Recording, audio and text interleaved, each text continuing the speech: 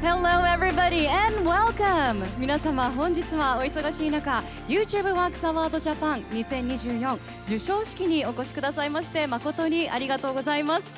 本日司会進行を務めさせていただきます私ちぐさと申します。どうぞよろしくお願いいたします。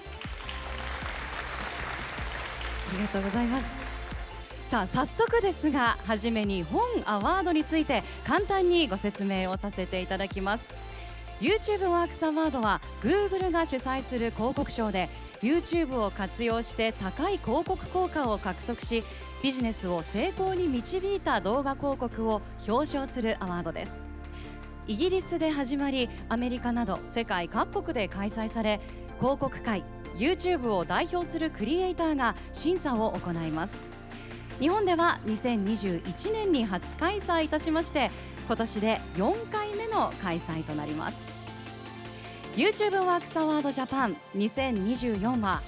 全部で7つの部門で構成されており各部門賞の中で最もイノベーティブに YouTube 広告を活用してビジネスへの効果へとつなげることに成功したキャンペーンを2023年の YouTube を代表する作品グランプリとして表彰します。そして今回審査員を務めていただいたのは日本を代表する広告主、広告会社、そして YouTube クリエイターの皆様です。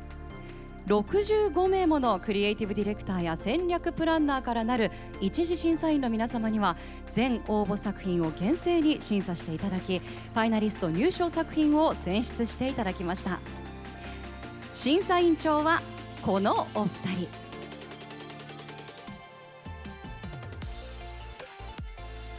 そしてそのファイナリスト50作品を審査してくださったのがこちらの最終審査員の皆様です。最終審査はオンラインとオフラインの両方で行われ全作品のエントリー情報を何度も確認しながら最終的には丸2日間かけて議論を重ねまして部門賞そして栄えあるグランプリ受賞作品を決定していただきました。さあ本日はファイナリストから選ばれた各7部門の部門賞そして部門賞の中から2023年を代表する YouTube 広告としてのグランプリを発表させていただきます。そしてこちらの会場にはファイナリストに入選されました50作品のブランド広告会社などの皆様にお越しいただいております。まずはたくさんのご応募の中からファイナリストへのご入選誠におめでとうございます。ぜひご自身にそして周りに座っていらっしゃる方々全員に大きな拍手をお送りください。この後の発表をぜひ楽しみにしていただきたいと思います。それではここで主催者を代表して Google 合同会社マネジングディレクター YouTube 日本代表の中条明子から皆様にご挨拶をさせていただきます。中条さんよろしくお願いします。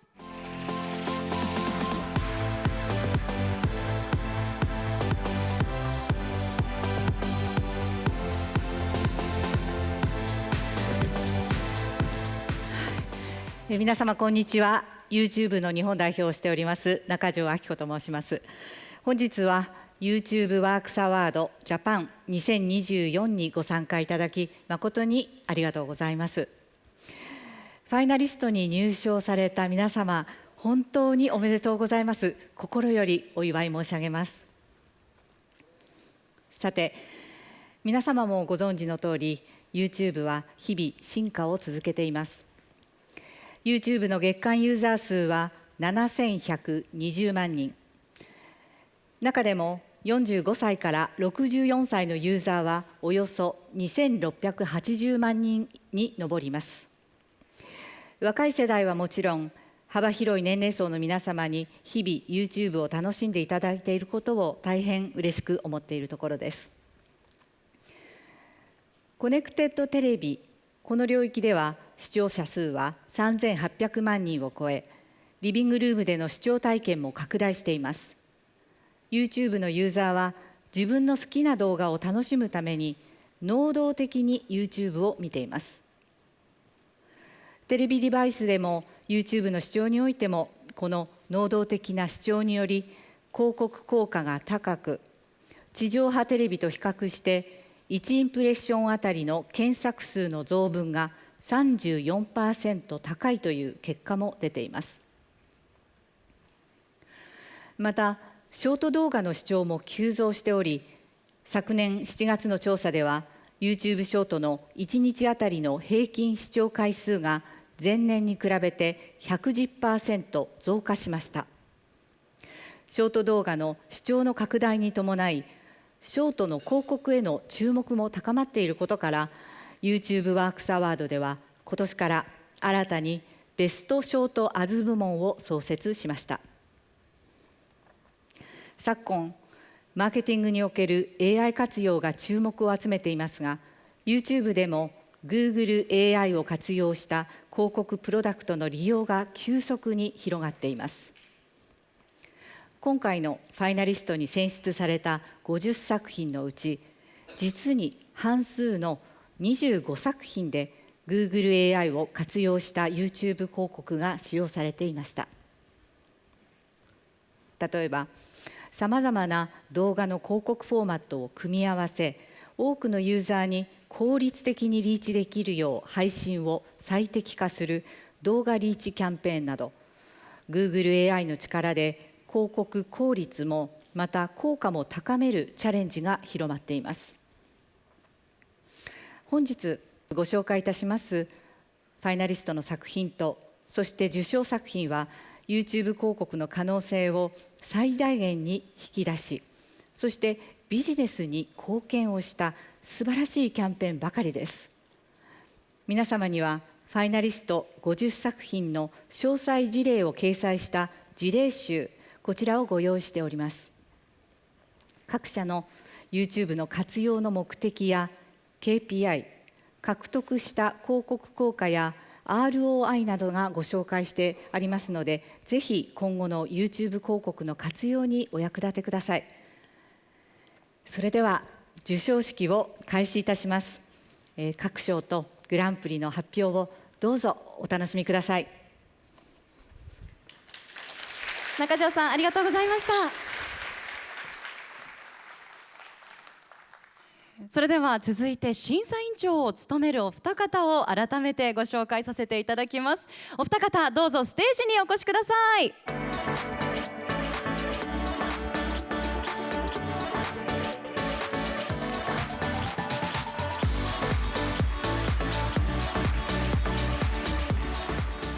YouTube ワークスアワードジャパン2024審査委員長の株式会社 TBWA 博報堂チーフクリエイティブオフィサー細田貴弘さん、そしてクレイジーマグネットウランさんです。本日はよろしくお願いいたします。よろしくお願い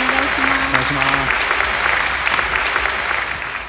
す。さあ、いよいよ本日受賞作品の発表となります。今のお気持ちいかがでしょうか。まずはウランさん、お願いします。はい、皆さんこんにちは。クレイジーマグネットのウランです。私は普段女性3人組で活動をさせていただいております。今回はあまり普段接点のない企業の皆さんだったり広告会社の皆さんと一緒に審査をさせていただいたんですけど、やっぱ最初広告を審査っていうところにすごく緊張してまして、多分最初の動画でも見てたなんかポカーンってした顔で1日目とかもうどうしようって感じだったんですけど、やっぱり私がお伝えできるのってリアルな YouTube を見てくださってる皆さんのお声だったり、若い世代のリアルなトレンドっていうのを自分なりの言葉でお伝えできたらいいなと思って今回やらせていただきました。今回すごいファイナリストの作品もたくさんあるんですけど、やっぱクリエイターとしてすごく刺激をもらった期間だったなっていうことを思いまして、この2日間審査員の皆さんとしっかりじっくり議論をしてきたので、今日ここで発表できることがすごく楽しみに思っています。よろしくお願いします。ウランさん、ありがとうございます。本日はどうぞよろしくお願いいたします。それではどうぞお席にお着きください。お衣装もキュートで大変よくお似合いですね。ありがとうございます。さあそれでは続いて細田さんにお伺いしたいと思います。細田さんには受賞作品発表に先立ちまして審査を通じて実感された YouTube 広告を成功に導くためのヒントをお伺いできればと思います。それでは細田さんお願いいたします。はい、紹介ありがとうございます。皆さんこんにちは。審査委員長の細田と申します。よろしくお願いします。ありがとうございます。温かい会場でよかったです。今拍手をいただいたばっかりなんですけど、まずは本当にこの会場にたくさんいらっしゃるファイナリストに選ばれた皆さん、改めておめでとうございます。本当に星の数ほど広告が YouTube の広告がある中で、このファイナリストはたった50ですから、ここに残っただけでも本当に素晴らしい価値があるんじゃないかなというふうに思います。関わった皆さんにまず、盛大な拍手を改めてお願いします。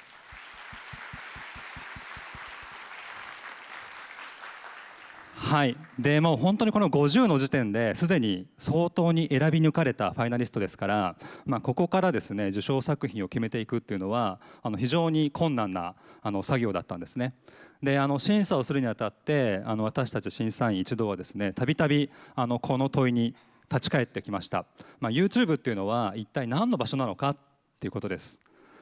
でもちろんですねここに集まっている大多数の皆さんは、マーケティングに関わっているマーケターの皆さんですよね。こちら側です。マーケターの皆さんにとっては YouTube というのは非常に便利な、広告の場であると。で皆さんはですね結果を出すために、知恵を絞っていらっしゃるわけですよね。これは一つ大事なポイントです。けれどその前に YouTube というのは何よりもユーザーの場所なんですよね。でユーザーにとっては YouTube っていうのは、広告の場である以前に誰もが集まれる広場であるべきだと。で彼らは楽しむために集まってきているわけですよね。この当たり前を私たちは忘れてはいけないというふうに思います。で一歩間違えるとですね私たちはこの結果を出すっていうところだけを考えすぎてしまうわけですよね。で結果を出すことだけを考えれば、それだけを KPI にすれば騙すことによってあるいは邪魔することによって何かこの弱みにつけ込むことによって結果を出すことも、当然できてしまうんですけども、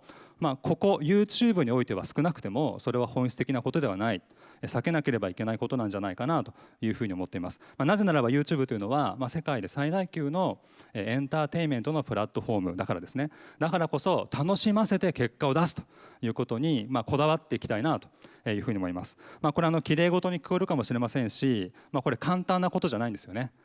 簡単なことじゃない。だからこそクリエイティビティが必要なんだというふうに私たちは考えています。で、そのためのヒントをですね審査を通じて本当皆さんからたくさん教わりました。そのうち今日はですね3点ほどをまず冒頭でですね皆さんに恩返しさせていただければなというふうに思っています。まずその YouTube の広告を作る時の基本的なマインドセット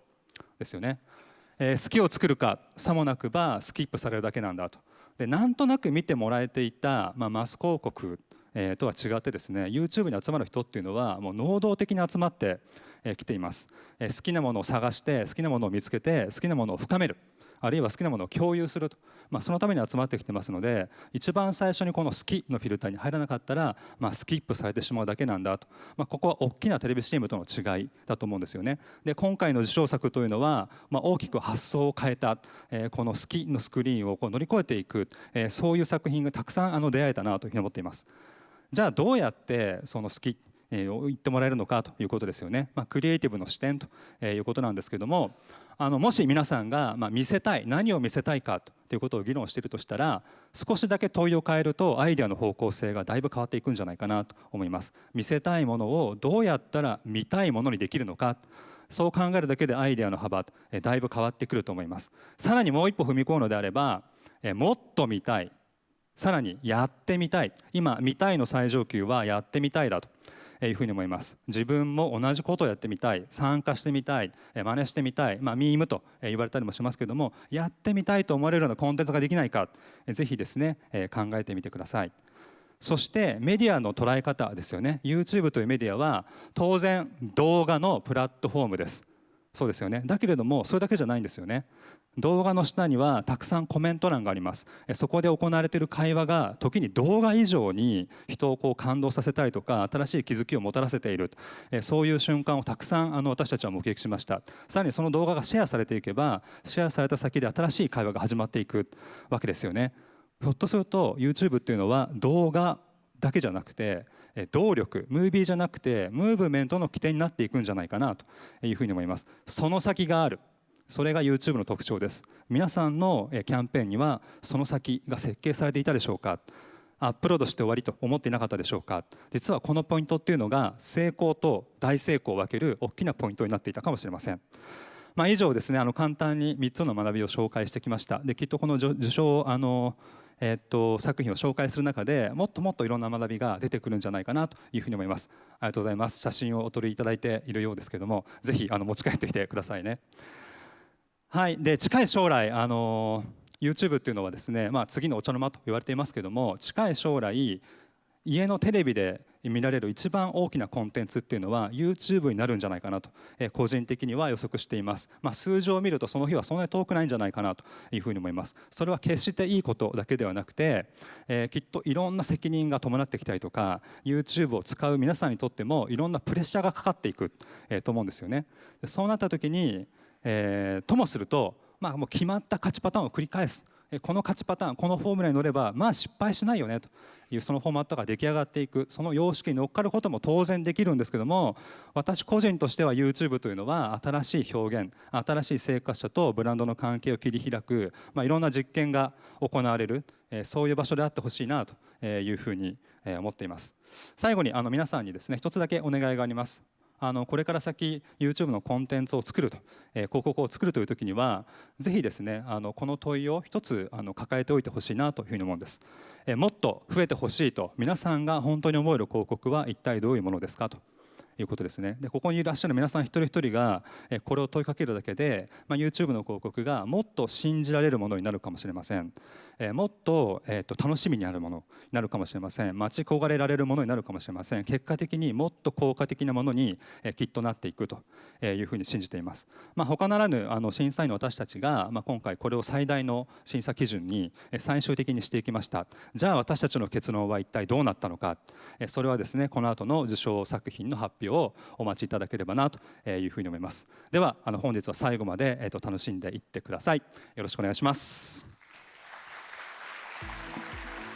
細田さん、どうもありがとうございました。本日はよろしくお願いいたします。細田さん、ウランさんの審査委員長のお二方にはグランプリ発表の際にもご登壇いただきますので、引き続きお付き合いいただきたいと思います。さあ、それでは早速部門賞の表彰へと移らせていただきます。まずはアクションドライバー部門の発表です。プレゼンターは部門代表審査員のウーバーイーツジャパン合同会社ゼネラルマネージャー中川慎太郎さんです。どうぞステージにお願いいたします。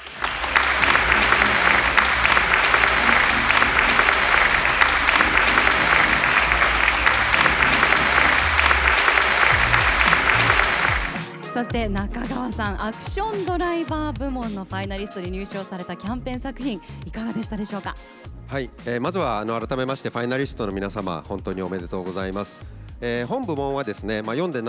字のごとし、ターゲットの知覚変容だけではなくて実際に行動の変化にどこまでつなげられたかというものを中心に、審査させていただく部門です。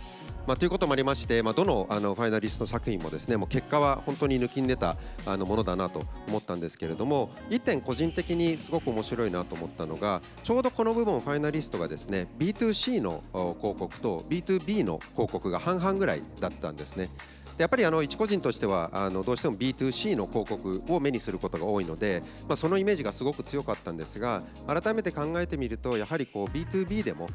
特にアクションドライブという観点で言いますと、この YouTube の使い方っていうのはまだまだ幅が広がるのかなという印象を持ちました。ありがとうございます。それではアクションドライバー部門部門賞の発表です。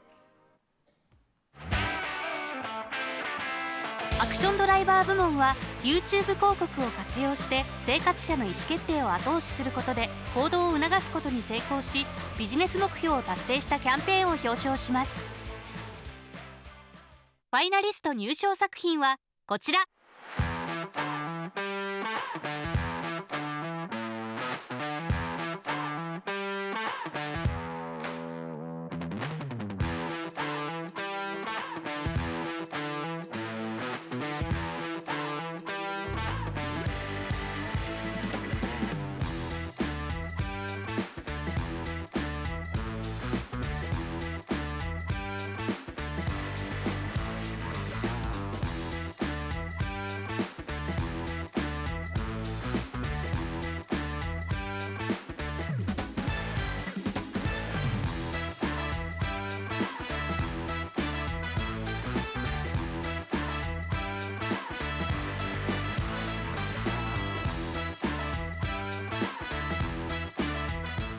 クションドライバー部門賞に輝いたのは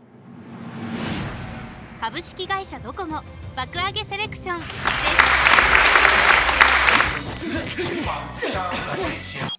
動画の途中ですが皆さんにお知らせです。ドコモの爆上げセレクションならこちらの人気サービスが毎月お得に楽しめるんです。サービス内容の複雑さからマス広告では認知は上がってもその先のユーザーアクションにつながらないという課題を抱えていたドコモの爆上げセレクション。そこで丁寧なサービス解説を行うランディングページへ誘導することを目的とした YouTube 広告を制作し、ユーザーの申し込みを後押しすることを狙いました。独自の AI ツールを用いてセグメントごとに約160本の既存動画を学習させ、効果的なクリエイティブの共通要素を算出。 AI 予測と人間のクリエイティビティを掛け合わせ、効果改善 PDCA を加速させました。 LP への遷移を効率的に促すことに成功し、クリック率は目標値に対して 216% 増加を達成。さらにキャンペーン開始前との比較では申し込み者数が 130% 増加しただけでなく、クリック単価は4分の1に圧縮。広告効率を大幅に改善しながら目標を達成することができました。アクションドライバー部門ということで行動の変化というところにつながっているという点を高く評価させていただきました。コスト効率も大幅に高めながら行動を促したというところで高く評価させていただいたというのが1点目でございます。AI と人間の住み分けですとか AI というツールをどうやって使ってマーケティングキャンペーンの効率を高めていくかというところにチャレンジされているという点も評価させていただきました。クリエイター一人ではできないことを AI の力との相乗効果でやっている。YouTube を見てる人がどんなものを好んでいるだろうという傾向を AI が分析して正しいスタート地点を示してくれる。そこにクリエイターがクリエイティブジャンプをプラスしていくということ、あるいは AI でしかできないスピード感で PDCA を回すとか AI との新しい可能性を示してくれた素晴らしいチャレンジだったんじゃないかなというふうに思っています。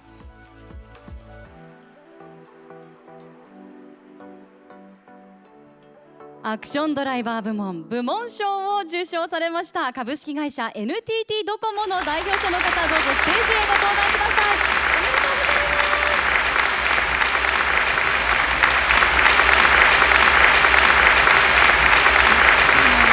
ラブロマンスなどどれもね、こういうシーンあると思いながら全体が見たくなる楽しい作品でした。おめでとうございます。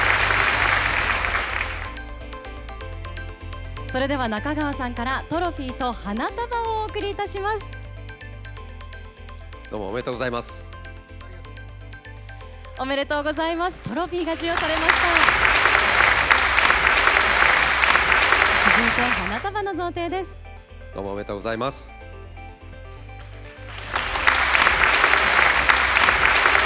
おめでとうございます。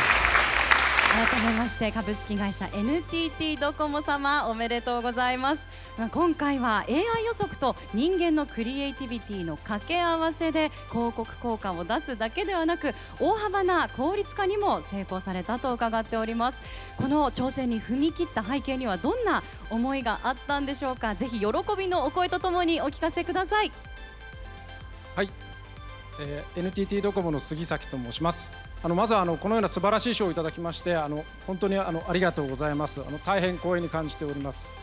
また今回ですねサイバーエージェント様のですねご支援を多大にいただきましてこのような結果を残すことができたなというふうに感じております。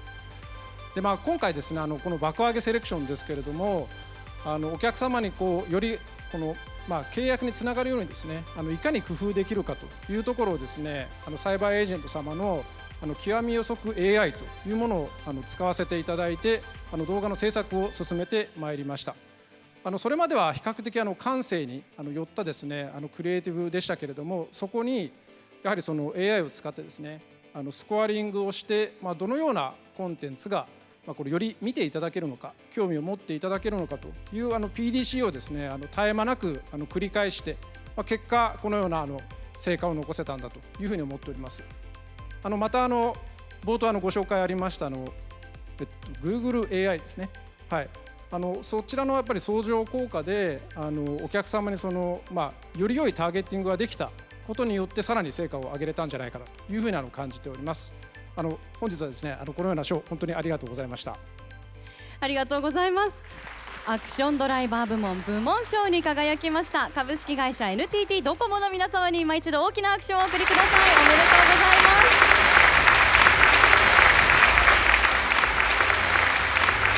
す。それではどうぞご講談ください。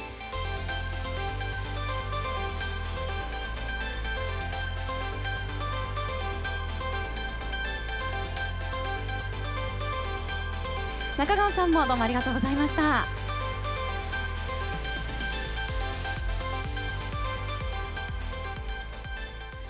それでは続いてベストブランドリフト部門の発表です。プレゼンターは部門代表審査員の KDDI 株式会社コミュニケーションデザイン部部長相沢智子さんです。どうぞステージにお越しください。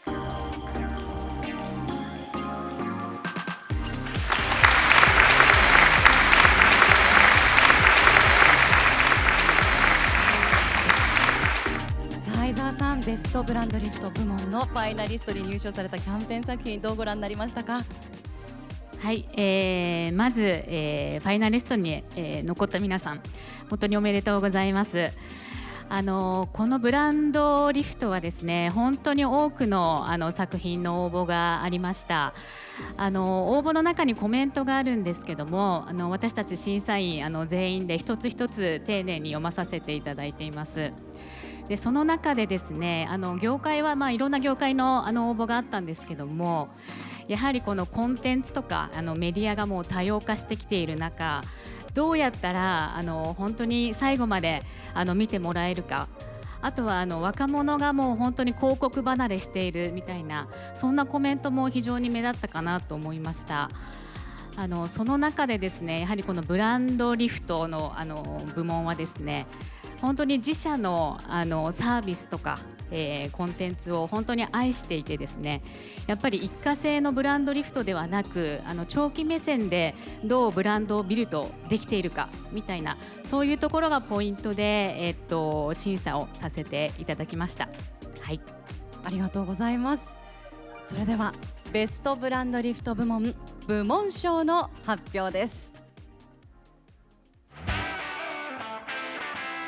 ベストブランドリフト部門は YouTube 広告を活用してブランドや商品の認知、比較検討、検索数や好意度などのブランドリフトに貢献したキャンペーンを表彰します。ファイナリスト入賞作品はこちら。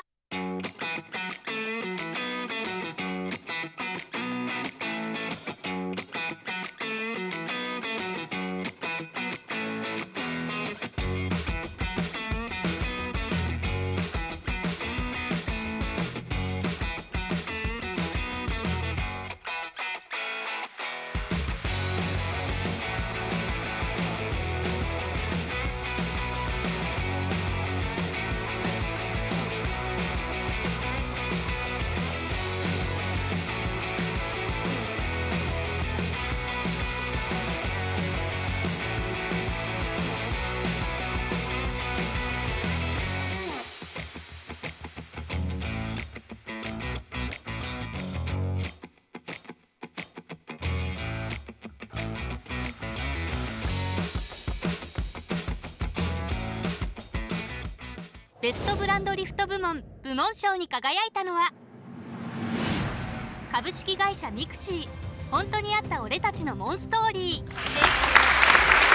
す。いやマジ頼む。またガチャか。ばあちゃんがやるか。いやばあちゃんがやるか。こうかいいやつか。サービス名称認知はある反面ゲーム内容理解が高くないモンスターストライクに好意的なブランドイメージを持ってもらうため本動画広告を通してブランドへの好意度醸成を図り効率的な新規ユーザーの獲得につなげることをゴールとしました。モンスターストライクで実際にあったエピソードをユーザーから募集し動画広告として配信。ユーザーの内容理解がプロダクトベネフィットにフォーカスされるように構成し新規ユーザーの自分ごと化のためノンタレントを中心に起用。若年層の動画視聴も加味しあえて短尺の動画を制作しました。動画広告視聴を通じたモンスターストライク未プレイユーザーの若年層に対するブランド好意度醸成は12月には 1.7 倍、直接的な利用意向変化も 1.4 倍、広告認知率は 40% 以上を達成。いずれの動画広告でも販促目的の広告以上の成果につなげることができました。ゲームのよくあるメソッドを使うわけではなく、お客様からの声を聞いたストーリーを組み込むことによって本当にブランドをビルドしていっているっていうところが、結果ブランドリフトっていったところにもすごく結果が出ていますし、ゲームなのに本当に温かいクリエイティブだなっていうところで、今回非常に評価が高い作品だったなと思っております。一瞬面白いでしょって言って広がるものではなくって、やっぱり継続的にそのブランドをちゃんと良いものにしていくっていう、その立ち位置というか、そういう視座みたいなものがちゃんと見えてて、素晴らしいなと思いました。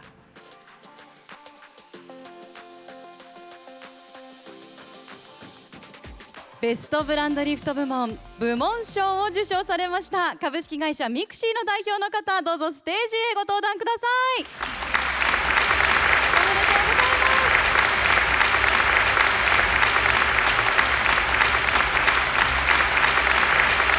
ユーザーの数だけモンストーリーがあるんでしょうね。一人一人の日常の中に溶け込む、そして寄り添うゲームの存在が描かれていました。おめでとうございま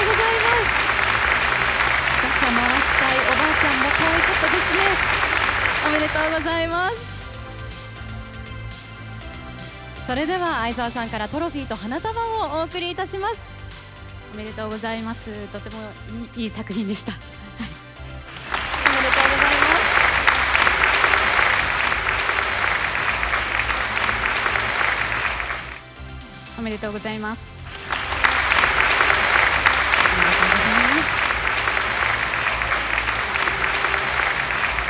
改めまして株式会社ミクシー様、おめでとうございます。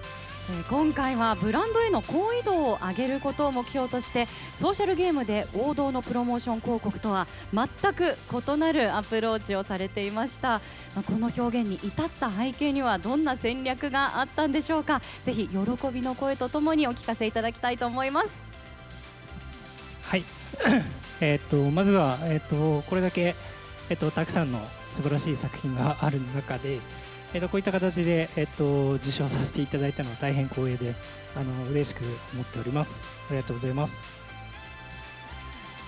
そうですね、新規の、今までそのモンストをやったことがない方々に対して、今回は、まず自分ごと化をしてもらうということを目的に広告を、考えていく中で、実はこれもう2期目になるんですけどもその前年から、比べて、継続して、運用している中で、よ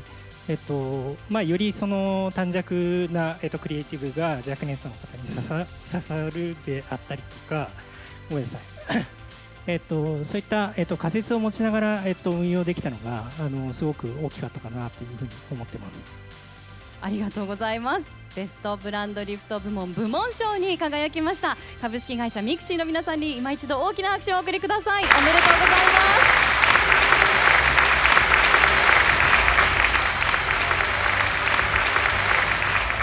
ます。どうぞご登壇ください。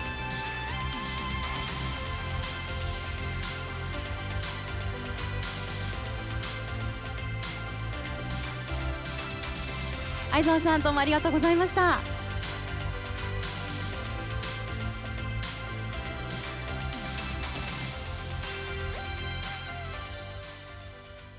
それでは続きましてベストセールスリフト部門です。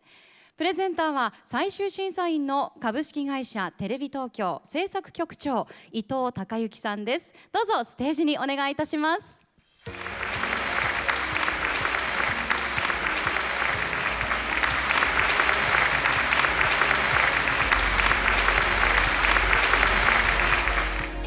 伊藤さん、ベストセールスリフト部門のファイナリストに入賞されたキャンペーン作品はいかがでしたでしょうか。はい、まずこちらにねお揃いのファイナリスト進出の皆さん、本当におめでとうございます。そして、楽しませていただきました。ありがとうございます。私部門長に代わってね公表させていただくんですけど、本当に迷いに迷った部門でした。広告主の皆さんもそうですし、扱う商材が違う、届けるメッセージも違うということで、数多くの多種多様なコンテンツが集まった部門ではありました。非常に難しかったです。その中で、審査基準としまして三方よしという審査基準を立てさせていただいて審査に臨みました。三方というのは、まず視聴者、広告主、クリエイター、この3者がよしと、明るい状態になっているか、スイングミックスしているかというところが審査の大きな基準でした。まずは、広告主のニーズをしっかり捉えて、ターゲットユーザーに届けているか、その受け取ったクリエイターが熱意と、楽しませるんだという、スキルを持って届けたかで、それを、消費者、視聴者の方が受け取って、行動を起こしたか、ここにしっかりと審査の基準を持っていって、審査をさせていただきました。受賞された作品、私は非常に、大好きで勉強になりました。クリエイターとしても、おめでとうございます。はい、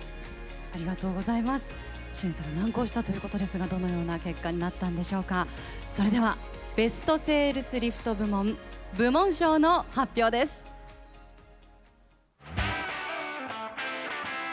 ベストセールスリフト部門は YouTube 広告を活用してオンライン・オフライン問わず売上拡大というビジネス目標達成に貢献したキャンペーンを表彰します。ファイナリスト入賞作品はこちら。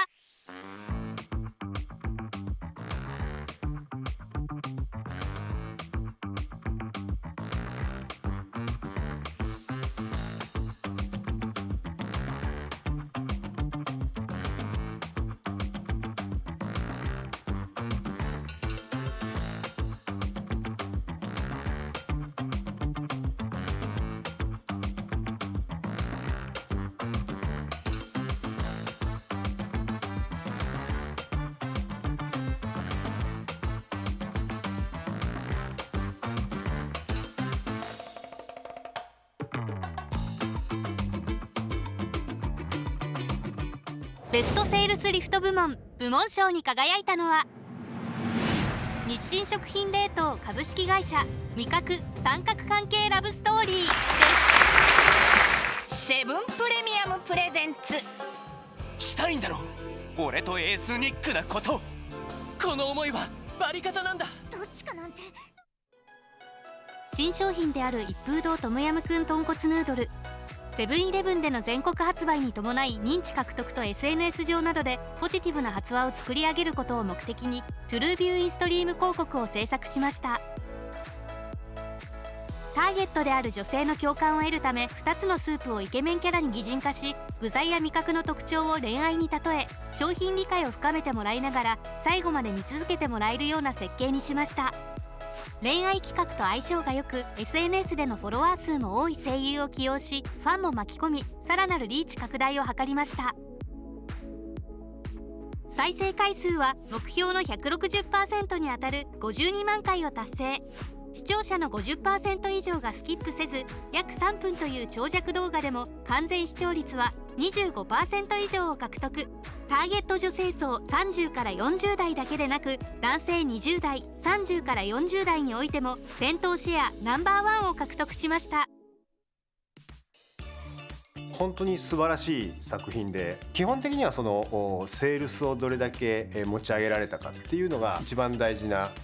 ポイントになってくるんですけども、視聴者の皆さんが楽しんで購買につながっていくこと、作り手の方々、クリエイターの方々にとって自分たちのその思いであるとかスキルであるとか、そういったことが十分に発揮できる機会であったこと、全て高いレベルで満たしていたということで、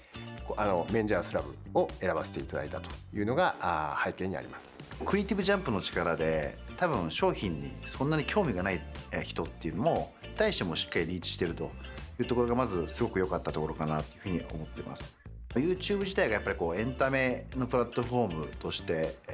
今ある中でやっぱり YouTube ユーザーが大好きな、日頃見ているコンテンツっていうところをしっかり汲み取ったクリエイティブ設計をされているというのが一つだったかなというふうに思ってます。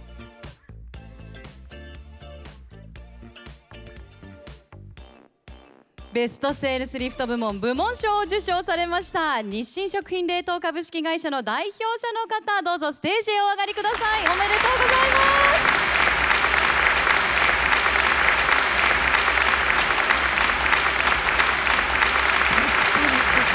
トムヤムくんどっちかなんて選べないですよね。どっちも魅力的、まろやかもスパイシーもどっちも欲しいです。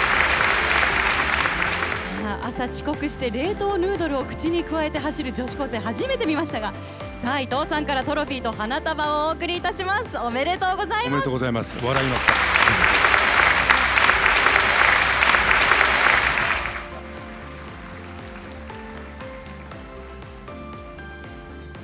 はい、おめでとうございます。おめでとうございます。伊藤さんからも授与の瞬間笑いましたというお言葉がありましたが、日清食品冷凍株式会社様改めましておめでとうございます。新商品の発売に合わせてお客様からの共感を得るために今回はアニメ企画の制作をされたとのことですが、ブランドとして共感を大事にしている背景などがあればぜひ喜びの声とともにお聞かせください。西地さんちょっと今日いらっしゃってないんで代わりに制作者の私からやらせていただいております。今回この流行る賞いただきましてありがとうございました。ちょっとびっくりしているのは本当にギリギリまでこの賞っていうのはわからないものなんですねっていう結果がということでちょっと我々もちょっと戸惑っているんですけれどもありがとうございました。今回はまさにコンビニエンスストアの中でですね女性をターゲットとしてどれだけ商品をしっかり認知して購買に結びつけていけるかっていうのが一つポイントだったかなと思ってまして、まさに女性に人気のラブストーリーというところと、アニメ表現、そして、とんでもないクレイジーな表現をちょっと中に組み込ませていただいたというようなところで本当にありがとうございました。ありがとうございます。ベストセールスリフト部門部門賞に輝きました日清食品冷凍株式会社の皆様に大きな拍手をお送りください。おめでとうございます。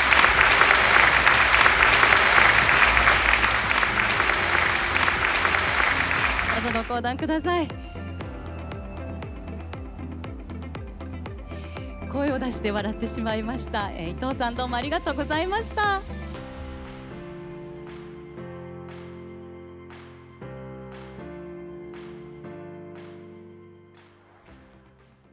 それでは続きましてベストショートアズ部門です。プレゼンターは部門代表審査員の株式会社サイバーエージェント執行役員中田大樹さんです。どうぞステージにお願いいたします。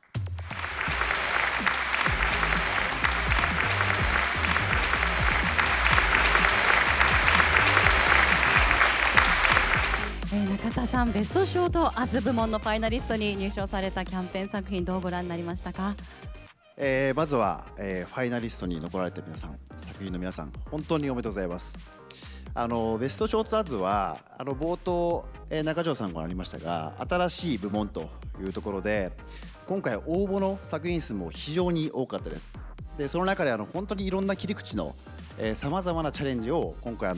たくさん応募いただいているというところだったかなというふうに思ってます。本当にその中で審査させていただかないといけないというところだったんですが審査としてはやはりYouTube ショート、他の枠とユーザーの接触態度がやっぱり違いますのでその辺のユーザーの特性をしっかり捉えられているかというところと、ただ見られるだけではなくてしっかりブランドメッセージが伝わっているかどうか、あとはビジネスなんで結果が出たかどうかと、この3点で、厳正に審査をさせていただきました。ありがとうございます。それではベストショートアズ部門賞の発表です。ベストショートアズ部門は YouTube ショートの特性を生かしたクリエイティブでリーチの拡大、コンバージョンの獲得、プロモーション促進やアプリインストール促進といったマーケティング目標を達成したキャンペーンを表彰します。ファイナリスト入賞作品はこちら。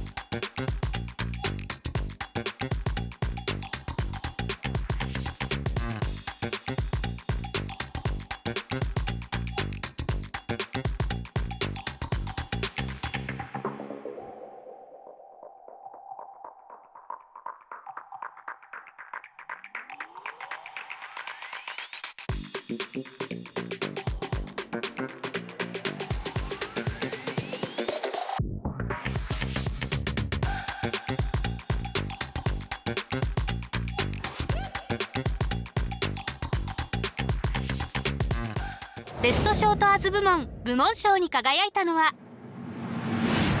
サントリーホールディングス株式会社ガチ中華クリエイター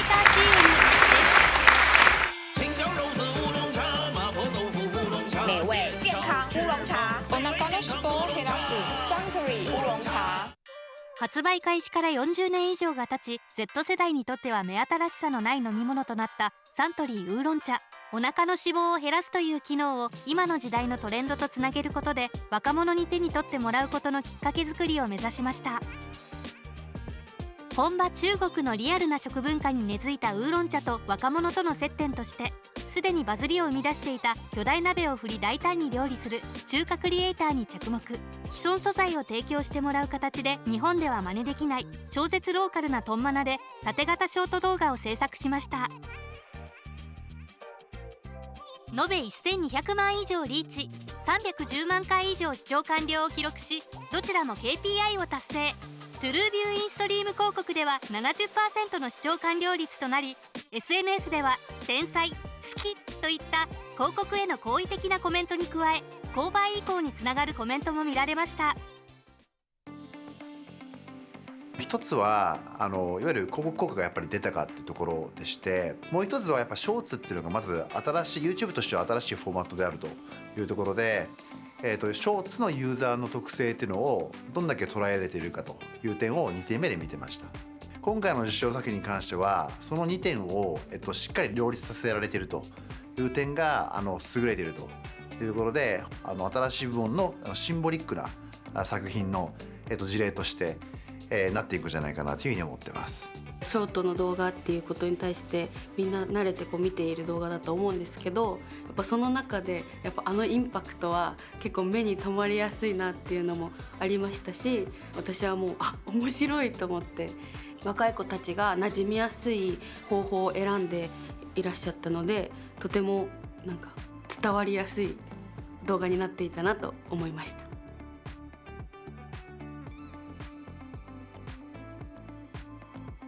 ベストショートアズ部門賞を受賞されましたサントリーホールディングス株式会社の代表者の方、どうぞステージへお上がりください。おめでとうございます。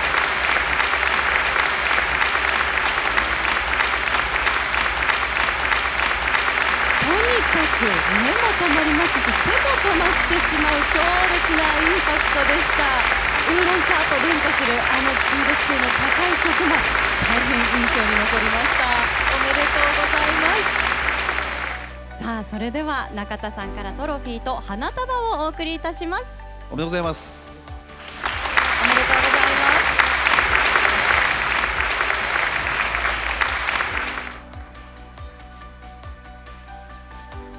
おめでとうございます。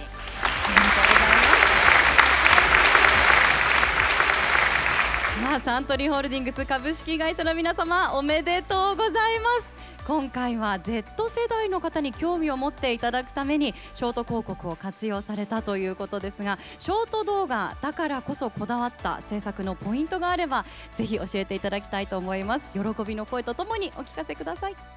はい、この度はこのような賞をいただきまして本当にありがとうございます。とっても光栄です。あとクリエイターの皆さん、あと制作の皆さん、賞を取っちゃいましたねすごい嬉しいです。で、一番最初このアイデアをいただいた時、中国の方の鍋振り動画をやたら見ますよねと。なのでそのままそれウーロン茶の CM にしちゃいましょうって言われた時にはすごいもう天才だなっていうふうに思ったんですけど、その後ちょっと制作までには期間がかかって、制作するってなった時にもう一回お声掛けさせていただいたら、いや本当にやるんですかってずっと半信半疑な対応されちゃって、いや本当にやりますよということでやってよかったなと思っております。でそこからはこの中国の方に鍋振りをされてる方にずっと連絡を取るために連絡リストみたいなものがありまして、ずっと行方不明みたいな、連絡つかずってなっててなんか行方不明者のリストをひたすら眺めてるような期間が2ヶ月ぐらい続いたんですが、それもこのような結果になってよかったなと思ってます。やっぱり YouTube ショートってこれからすごく伸びてくる、もう本当にメディアだってことは僕らも分かってますし、それをどう攻略していくかってことは自分にとっても、僕らサントリーにとってもすごく大きな、ポイントだと思ってますので、まず初めにこのような賞をいただけたってことはすごく光栄だなっていうふうに思っておりますし、改めて制作の皆様本当にありがとうございました。ありがとうございます。とっておきの制作秘話も語っていただきました。ベストショートアーツ部門賞に輝きましたサントリーホールディングス株式会社の皆様に大きな拍手をお送りください。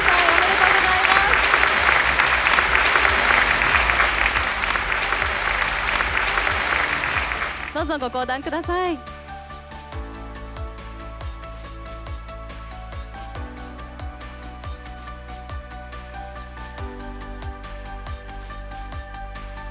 中田さん、どうもありがとうございました。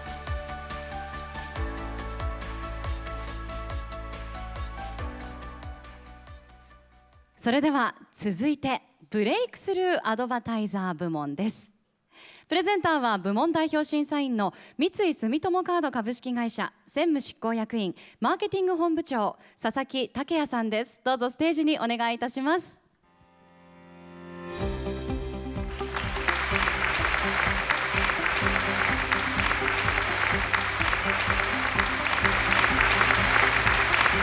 佐々木さん、ブレイクスルーアドバタイザー部門です。ファイナリストに入賞されたキャンペーン作品いかがでしたでしょうか。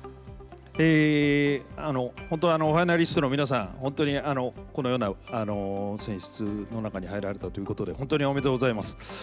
でこのブレイクスルーアドバタイザー部門はですね、その名の通り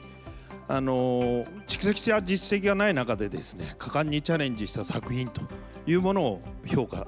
させていただいております。でどれもですね初めての YouTube 広告というもののチャレンジですとか、他のメディアでの特性、これを、YouTube 用にさらに工夫してですね制作し直すようなチャレンジとかですね、本当に皆さんの果敢なチャレンジというのがたくさん伝わってきて、非常に熱いものを感じる作品だらけで、本当に勉強に私個人としてもなりました。で最終的にはですね、やはりブレイクスルーということでございますんで、ポイントとしては3点、果敢なチャレンジをしているかということと、それだけではなくて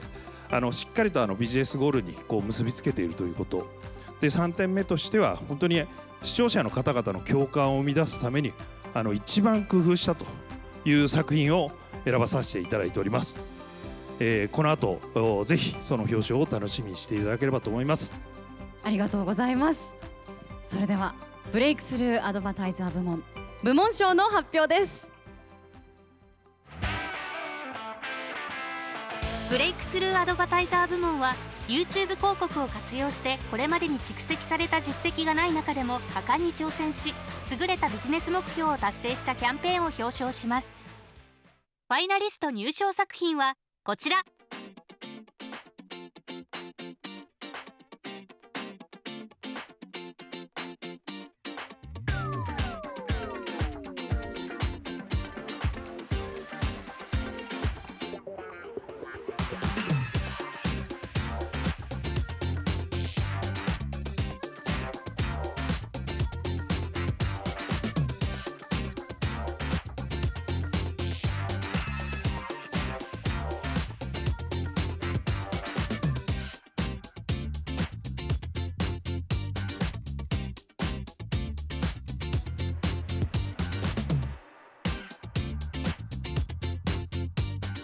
ブレイクスルーアドバタイザー部門賞に輝いたのは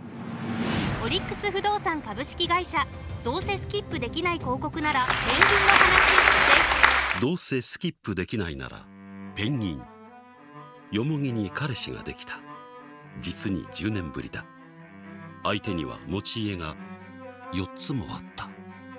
続きは隅田ペンギン相関図で。京都ペンギン相関図、隅田ペンギン相関図の認知拡大、また固定化しつつあった既存ファン層だけでなく、ターゲティング配信を通した潜在顧客層へのアプローチ、競合施設との明確な差別化、両間のブランド価値向上を目指して制作しました。スキップ不可のインストリーム広告に多少のストレスを感じるというユーザーインサイトに着目し、その気持ちに寄り添い、印象を逆転させるアウトプットに注力。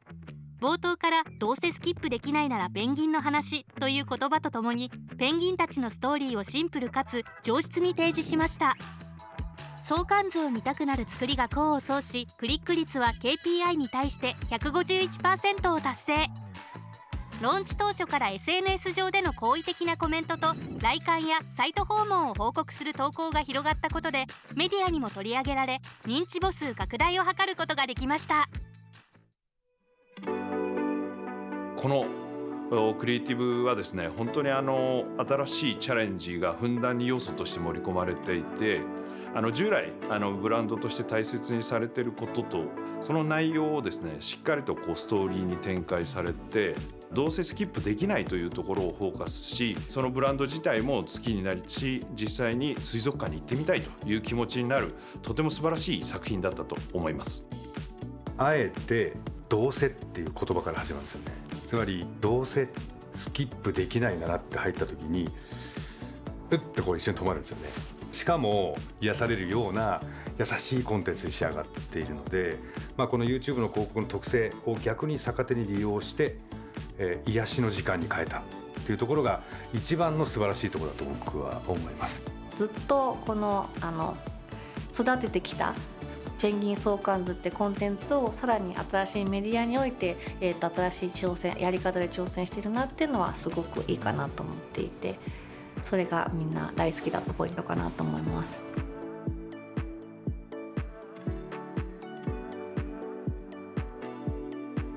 ブレイクスルーアドバタイザー部門部門賞を受賞されましたオリックス不動産株式会社の代表者の方、どうぞステージへご登壇ください。おめでとうございます。発表の瞬間、小さくガッツポーズをされていましたが、ぜひステージの上では大きなガッツポーズをお願いいたします。ペンギンの世界もね、人間関係ならぬペンギン関係、いろいろあるんですね。見入ってしまいました。それでは佐々木さんからトロフィーと花束をお送りいたします。はい、素晴らしいチャレンジだったと思います。おめでとうございます。おめでとうございま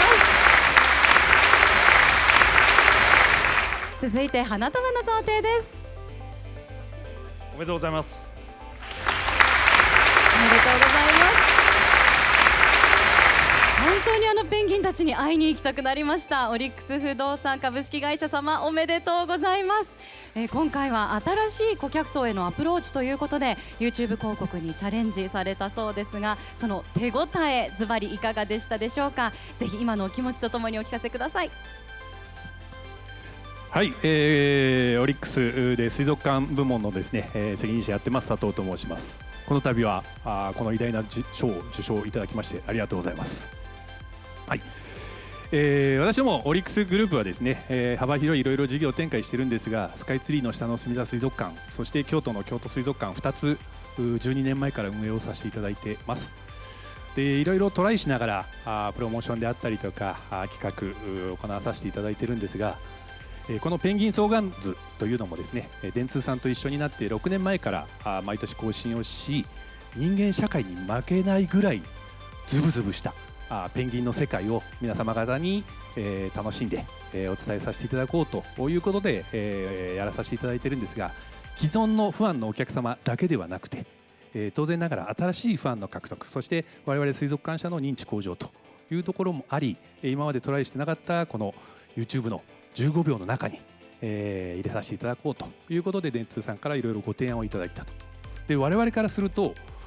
当然、皆さんに知っていただくのも一つなんですが、我々が一番大切にしているブランドコミュニケーションというのが近づくともっと好きになるというものです。なのでそれをしっかりと具現化してですね、そして飼育員の生き物への愛、そしてペンギンへの愛、そしてもっともっと皆さんが生き物を好きになっていただいたり、ペンギンを好きになっていただいて、墨田水族館、京都水族館に行こうというふうに思っていただける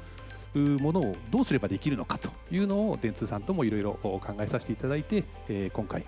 この久保田さんのナレーターと、そしてペンギンの世界の中での悲しみ、そしてちょっとした笑い、そういったものをしっかりと詰めていただいたというのが我々の挑戦でもあり、そして融合になったのかと思っています。島津さんはじめ電通の皆さんもありがとうございました。そして皆さんありがとうございました。ありがとうございます。ブレイクスルーアドバタイザー部門部門賞に輝きましたオリックス不動産株式会社の皆様に大きな拍手をお送りください。おめでとうございま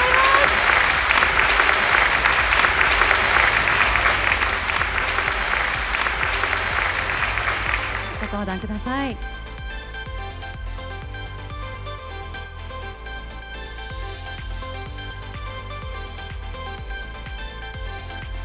佐々木さん、どうもありがとうございました。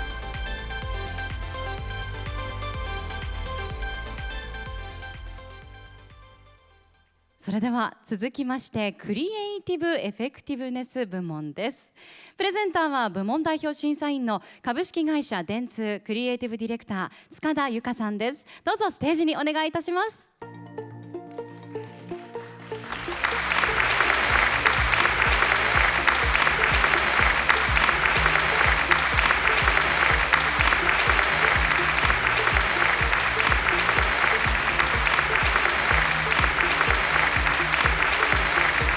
クリエイティブエフェクティブネス部門です。ファイナリストに入賞されたキャンペーン作品、塚田さんどうご覧になりましたか？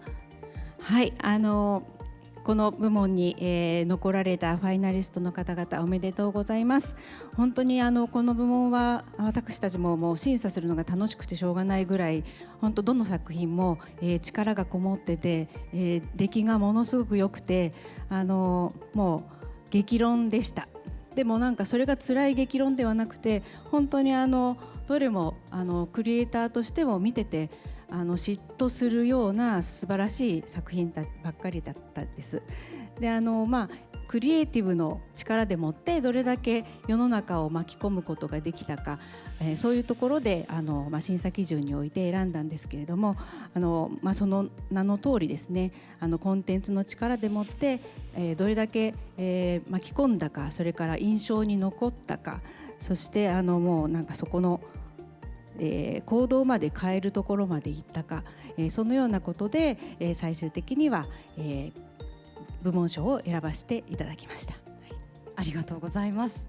それではクリエイティブエフェクティブネス部門部門賞の発表です。クリエイティブエフェクティブネス部門は YouTube 広告を活用して生活者インサイトを的確に捉え、視聴者の共感や議論を生み出し、ビジネス目標を達成したキャンペーンを表彰します。ファイナリスト入賞作品はこちら。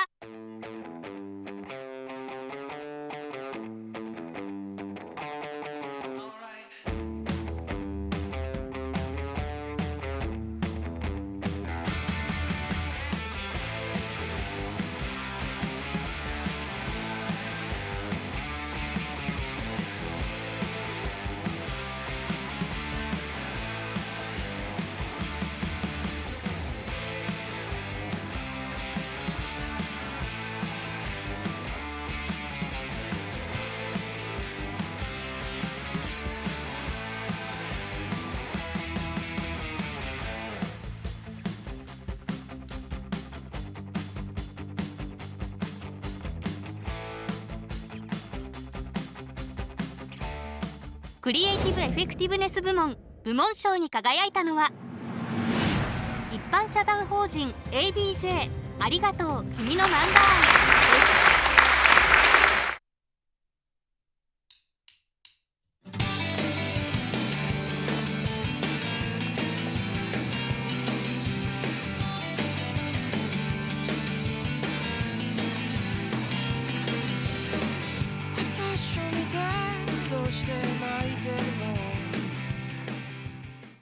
このキャンペーンが対象としたのは漫画の海賊版問題。実は漫画読者のうち海賊版読者は少数派であることに着目。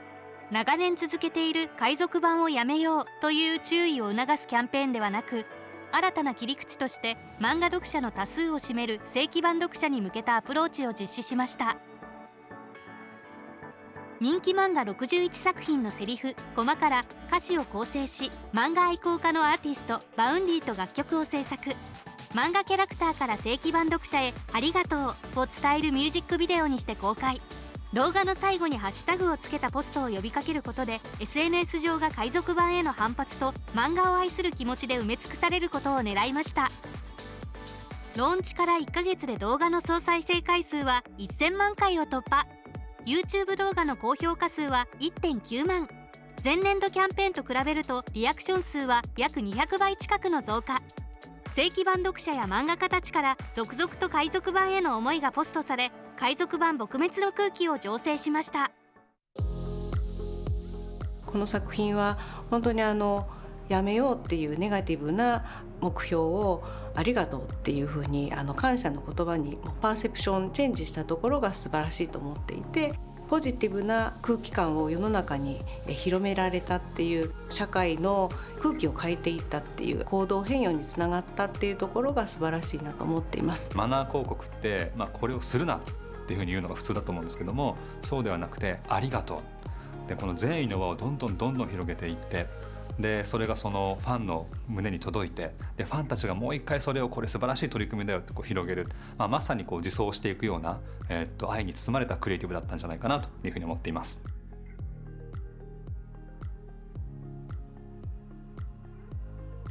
クリエイティブエフェクティブネス部門賞を受賞されました一般社団法人 ABJ の代表者の方、どうぞステージへご登壇ください。おめでとうございます。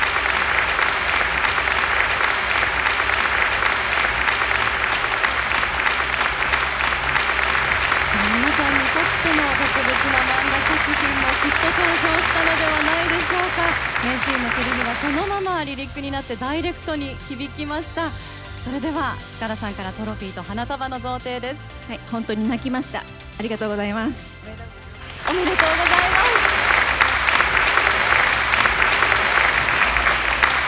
す。続いて花束の贈呈です。おめでとうございます。おめでとうございます。塚田さんの泣きましたという言葉は、これをご覧になった多くの方の言葉でもあるんじゃないかと思います。一般社団法人 ABJ 様、おめでとうございます。ありがとうございます。今回はやめようではなくありがとうという感謝のメッセージを発信することで、多くの読者を巻き込んで話題が広がっていきました。このポジティブな伝え方への発想の転換に至った要因はどのようなものだったんでしょうか。ぜひ受賞のお気持ちとともにお聞かせください。はい、すみません、今日ちょっと ABJ の方が来れなかったので、代理で私が来ております。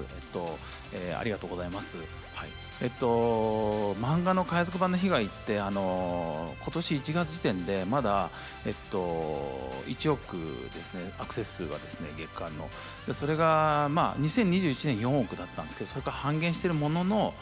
やっぱりすごいなと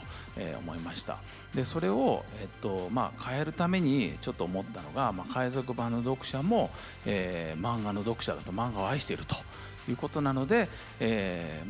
それはやっぱり漫画愛を持っている人たちなんだということで、海賊版やめようじゃなくて、正規版読んでくれてありがとうというふうに考えようっていうのが、ブレイクスルーできたポイントじゃないかなというふうに思っております。はい、ありがとうございます。クリエイティブエフェクティブネス部門賞に輝きました、一般社団法人 ABJ の皆様です。大きな拍手をお送りください。ありがとうございました。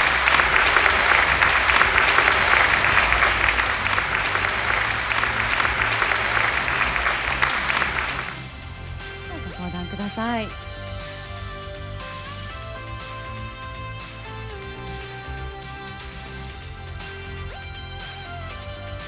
塚田さん、どうもありがとうございました。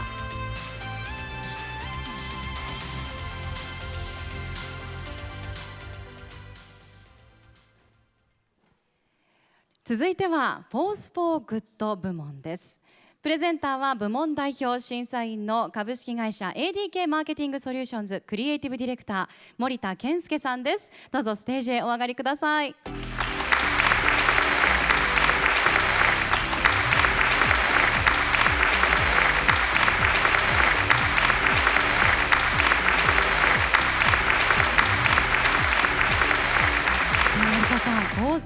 グッド部門でございます。ファイナリストに入賞されたキャンペーン作品いかがでしたか？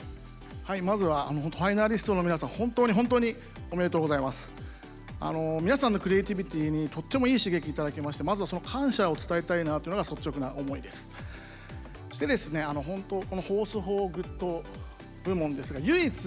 数字だけにこだわらない、ビジネスインパクトとか収益という結果だけにこだわらない部門です。企業やブランドが人を幸せにしたいと願う、一人一人とか社会、未来を幸せにしたいと思う、その意志の強さと向き合う。でもそれだけじゃなくて、願うだけじゃなくて、思うだけじゃなくて、きちんと届いているのかとか、巻き込めているのかとか、行動喚起できているのか、そういった視点を大切にして審査をしました。で結構驚いたのが、どれも素晴らしく社会的意義があるものだったんですけど、中にはですね、本当に広告の枠を超えて素晴らしい影響力を持ったクリエイティビティがあったと。例えば SNS で発売を生み出すだけじゃなくて、普段の生活の中で、社会の中で、例えば家族とか友人とかとリアルな議論を生み出すことまでできているクリエイティブだったりとか、あるいは本当短期的に消費されていくクリエイティブがどんどん増えていく中で、その出向期間が終わった後もですね、その人生においてちょっと生き方とか考え方に素晴らしい気づきをもたらしてくれるとか、あるいは本当に社会を巻き込むだけじゃなくて、国まで動かす力を持ったクリエイティブとか、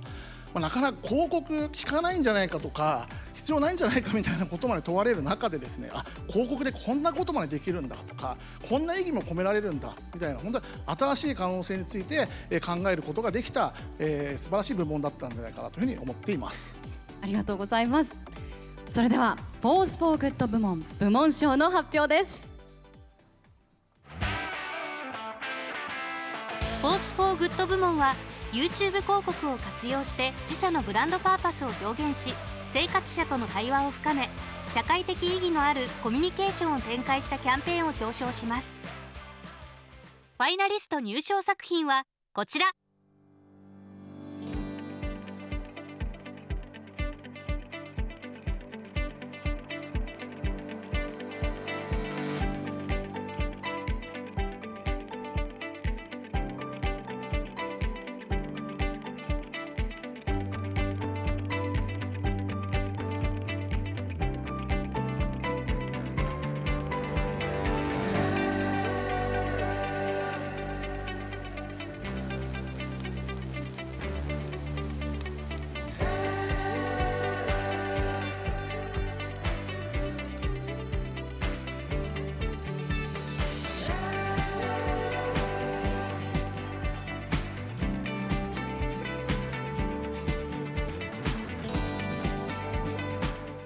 フォースフォーグッド部門部門賞に輝いたのは、株式会社セイバンランドセル選びドキュメンタリーです。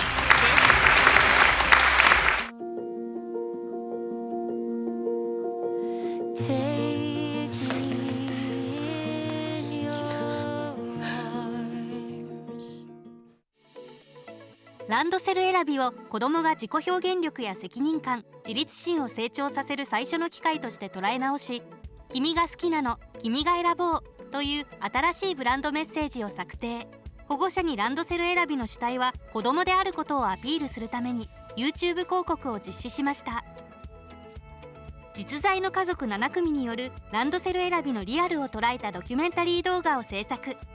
子どもが自分らしく選択できることが喜びと成長につながることをブランドメッセージに載せて伝達。本物のリアクションを捉えるために撮影はワンテイクのみで実施しました。公開直後から話題の YouTube 動画として SNS で拡散され、子ども主体のランドセル選びについて前向きな議論を巻き起こしました。テレビ番組をはじめ各種メディアに取り上げられ、広告費概算6億円以上の PR 効果を獲得。さらに購入検討者数は 12%、 ブランド好意度は 10% 増加し、年々競争が激化する市場において大きな成功につながりました。3度も驚きがある展開があって、しかもその驚きが単なる動画のインパクトにとどまらずに、その深い気づきを生み出しているということがまず素晴らしいなというふうに思いました。そして子どものランドセル選びを超えて、子育て全般において子どもの好きを尊重するっていうことについて、なんかこう改めて考えたくなったりとか、家族の中で夫婦の中でこう議論したくなったりする、その素敵なきっかけになっていることを一番評価させていただきました。子どもの好きを尊重しようっていうメッセージはとても普遍的なもので、一商品一ブランドっていうところを超えて、なんかこう大人が子どもにどういうふうに接すればいいのかっていうこう一つのなんていうか道をこう示している、そういう作品だったなというふうに思います。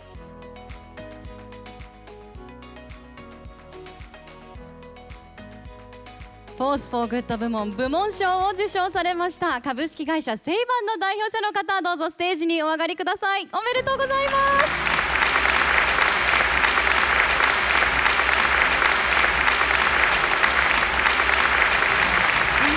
尊重することで引き出せる笑顔ってあんなにも眩しいんですね。ランドセル選びを通して大切なことに気づかせてくれました。それでは森田さんからトロフィーと花束を贈呈いたします。おめでとうございます。おめでとうございます。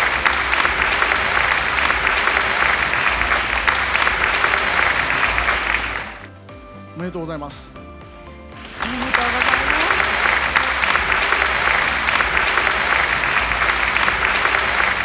株式会社セイバン様、おめでとうございます。今回はランドセル選びを通して、そしてランドセル選びを超えて子どもの好きを尊重するという価値観についても共感の声が本当にたくさん上がったということです。アイデア次第でここまで大きな話題になるこの YouTube の可能性、どのように捉えていらっしゃいますか。ぜひ受賞の喜びとともにお聞かせください。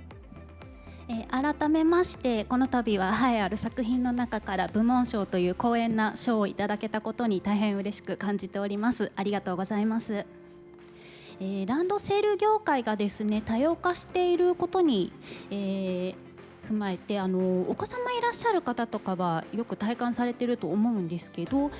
心配するがゆえにちょっとランドセル選びを口出ししすぎてしまって、子どもの買い物のはずが自分の買い物になってしまったなっていうようなお声をよく頂戴していたりっていうような、ランドセル選びを通した中でのその子どもとの接し方へのギャップっていうところを、よく声をお伺いしていたという背景がありまして、そのギャップに対して何か手助けだったり、そういうギャップを埋めるようなものが、提案できないかなというところで、君が好きなの君が選ぼうというような、動画を作成いただきました。実際に動画を見ていただいたお客様からも今日はランドセル選びはもう私は口出ししないんですって決めてるんですっていうようなお声だったりとか、ランドセル動画と同じ選び方をさせてあげたいんですっていうような嬉しいお声をいただいております。改めましてこちらの動画賞をいただけたというところに関しては動画を撮影する上で関わってくださった皆様並びに動画をご覧いただいた皆様のおかげだと感じておりますので、改めてお礼を申し上げたいと思っております。ありがとうございました。ありがとうございます。本当に最後の子どもたちと保護者の皆さんの笑顔が忘れられません。フォースフォーグッド部門賞に輝きました株式会社セイバンの皆さんに大きな拍手をお送りください。おめでとうございます。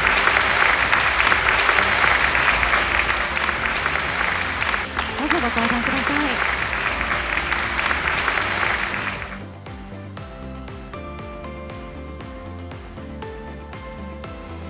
森田さん、どうもありがとうございました。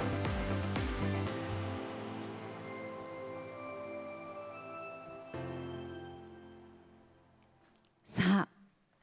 あっという間に残すはグランプリのみとなりました。グランプリの発表は審査委員長の細田さんとウランさんにお願いしたいと思います。それではお二方、どうぞステージにお上がりください。お願いいたします。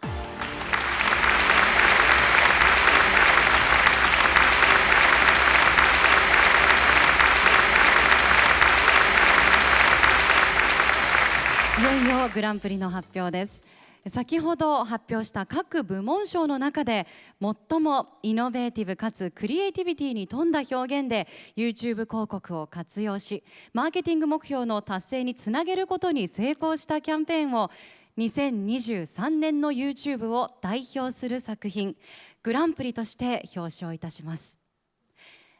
グランプリの発表はウランさんにお願いしたいと思います。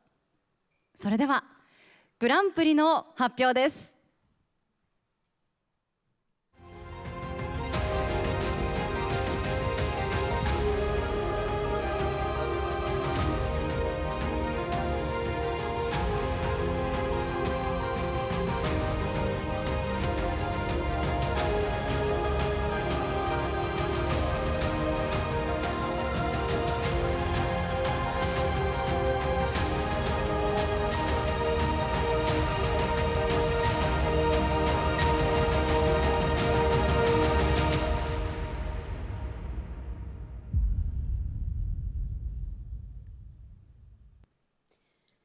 YouTube ワークスアワードジャパン2024栄えあるグランプリに輝いたのは一般社団法人 ABJ ありがとう君の漫画愛です。グランプリを受賞されました一般社団法人 ABJ の代表者の方々、どうぞステージへご登壇ください。おめでとうございます。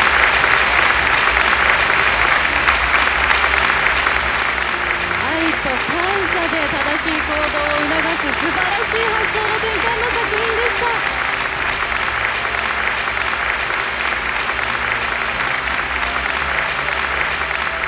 おめでとうございます。一般社団法人 ABJ の皆様、改めましておめでとうございます。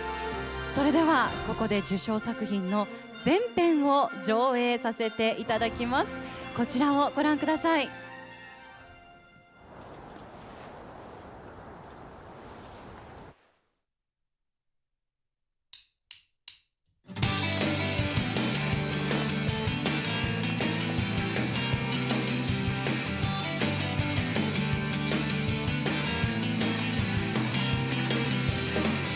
私を見てどうして泣いてるの？私を見て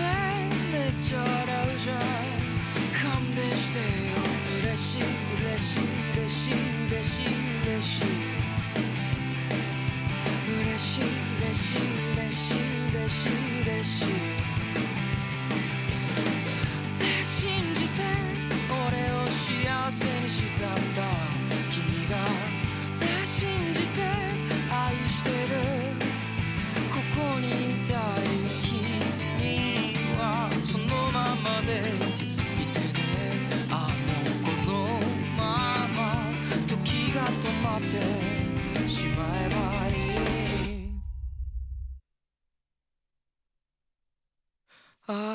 ありがとうありがとうありがとうありがとうありがとうありがとうありがとう愛してくれてありがとうありがとうありがとうありがとうありがとうありがとうあなたに会えて本当によかった嘘みたいな日に僕の人生で最高に楽しい日にずっと君に笑っててほしいからと思うよ力を貸してくれ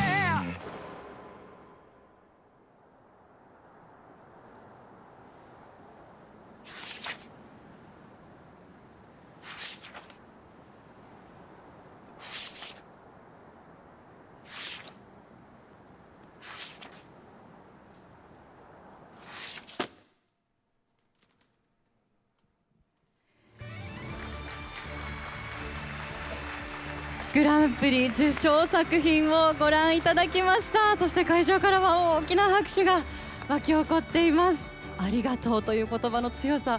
改めて最強です。それでは審査委員長の細田さんとウランさんからトロフィーと花束をお送りいたします。はい、素晴らしい仕事だったと思います。おめでとうございます。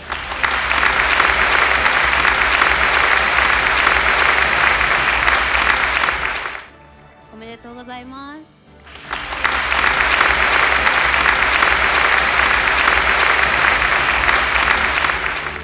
それでは審査委員長の細田さん、そしてウランさんからお祝いのお言葉を頂戴したいと思います。まずは細田さん、お願いします。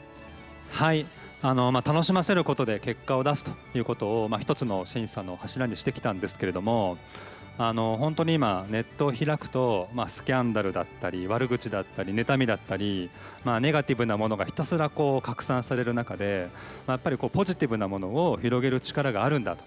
いうことを証明してくれた、そういう時代性が一つ、それから創造性という意味でもですね、皆さんのような作り手、広告の作り手はそうです、もちろんそうですけども、漫画家の皆さん、それからアーティストの皆さん、もう本当にその YouTube を支えるような作り手の皆さんの、ある意味クリエイティビティの結晶みたいな、そういうところもあって素晴らしいなというふうに思いました。こうやって審査のポイントを上げていくと本当にキリがないんですけど、最後はやっぱり愛だったんじゃないかなと。漫画愛っていうのもそうですし、そこからこぼれる広告愛っていうのもきっとあったと思いますし、願わくばそこに YouTube 愛というのもあったと思いますし、愛は勝つと。昨年亡くなった有名なアーティストの一節をですね、改めて思い出しました。素晴らしい作品でした。ありがとうございました。ありがとうございます。では続いてウランさんお願いします。はい、やっぱ今回全編改めて見させていただいて、漫画好きでよかったなって思える作品だったと思いますし、やっぱりダメとは言わず、ちゃんとありがとうで伝える物事の伝え方が改めて新しい伝え方だなって私的にもすごく思って、今後何か誰かに伝えるとか発信する際にはもっと違う伝え方あるんじゃないかなって考えさせる作品だったなってすごく思いました。で、私も普段活動していく中でネガティブなコメントを受け取りがちなんですけど、その中で応援してるコメントなんで受け取ってくれないんですかみたいな声をいただいた時に、そういう応援してくださってるファンの皆さんの声に耳を傾けなきゃなって、すごいそういうのをメンバー同士で話してたところだったので、改めてすごい共感したなって思いました。本当におめでとうございます。ありがとうございます。それでは受賞された一般社団法人 ABJ の代表の方にお話を伺いたいと思います。発表の瞬間、椅子から飛び上がって喜んでいらっしゃいました。作品の中に嬉しい嬉しい嬉しい嬉しいというリリックもありましたが、ぜひグランプリ受賞された今のお気持ちをお聞かせください。ありがとうございます。実はさっきちょっと言いたいことをですね、途中で言い切れなくてですね、しまったと思ってたんですけど、もうせっかくなんで今言いたいこと言っちゃいますと、これ制作の話もちょっとしたかったんですけど、一番最初は、漫画のそのコマセリフをつないでいって一つのメッセージを作るというふうなことで企画が進んでたんですが、ちょっとたまたまですね YouTube ワークスアワード見てて、で広告企画の、ミュージックビデオがものすごい視聴回数を稼いでいて、もう僕らがいつも作っている CM のコンテンツじゃとても到達できないような視聴回数を稼いでるのを見て、これはもう音楽の力すごいなと思って、でこれやっぱみんな好きなもの見たいんだなっていうのをそこに気がついて、でこれはやっぱり好きなものに載せると、だからメッセージを音楽に載せようみたいなことを、考えて、進んでいきました。で、なのでもう作る時も得意先もそうだし、僕らもそうだし、もう漫画が好きな人でもう愛のもう塊になって突撃していく感じですかね。監督の児玉さんも音楽のバウンディさんもそうだし、CD 口さん、デザイナー島田、コピーライター坂本さんと、デザイナーの、中馬君と、あと AE の木村君というようなことで、もうみんな好きで突き進んでいった感じかなと思います。だから好きは強いんだなっていうのを、すごく思いました。 YouTube もやっぱり好きな、ことで生きていくというようなことも言ってるし、好きが集まる場所なんだなっていうのを思ったりしたんですよね。なんでみんなの好きを作っていくっていうのは大事だなと思ったんですけど、今僕がめちゃくちゃ思ってるのは、このマーケティングの時代だからこそなんですけど、もう自分が好きっていうのが大事かなと思ってます。最近僕作る時に、もう俺が好きじゃないとか俺が面白くないと思うものは世の中面白いと思うわけないじゃんと思って、その力が大事なんじゃないかなというふうに思ったりします。だからこそもう今こそ、好きなことっていうことを、信じてですね、それで作っていくっていうことを大事にしたいなというふうに思ったりしました。以上です。ありがとうございます。今のねお話にもありましたけれども、今回具体的には人気漫画作品61作品、そしてさらにアーティストさんバウンディさんに、作っていただいたということで、一緒に作り上げた作品、これだけのスペシャルなコラボレーションがやはり実現したというのは愛の塊で突撃したからこそなんでしょうか。そうですね。バウンディさんもすごかったんですけど、漫画好きで、すごい夜中に膝詰め打ち合わせをして、すごい楽しかったよね。で死ぬかと思ったよね。その後コマが足りないっていうので、もうひたすらコマを探し続けて半年ぐらいかけて、多分延べ1万冊ぐらい読んだんですけど、もう読んだ時バーッと見ていくんですけど、ありがとう、だからもう大体どの漫画でどういうありがとうがあるかってもなんとなく頭に入ってくるぐらいやりました。ありがとうございます。素晴らしい努力の結晶があの作品ということですよね。そして今後も今回のようなポジティブな啓蒙活動は続けていかれるんでしょうか。ぜひお聞かせください。はい、やっぱりこのコンセプトは強いなっていうので、今も得意先とやっぱりその海賊版読者を敵にするんじゃなくて、彼らももういつでも味方になるんだと。だって漫画好きじゃんみんなっていうことを、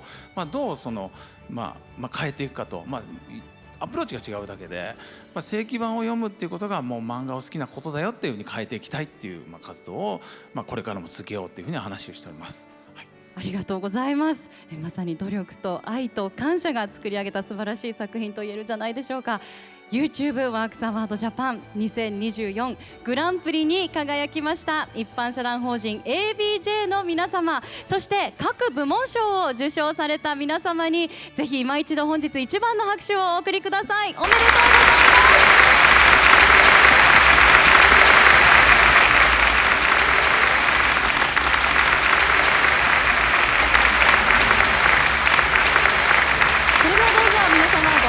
ください。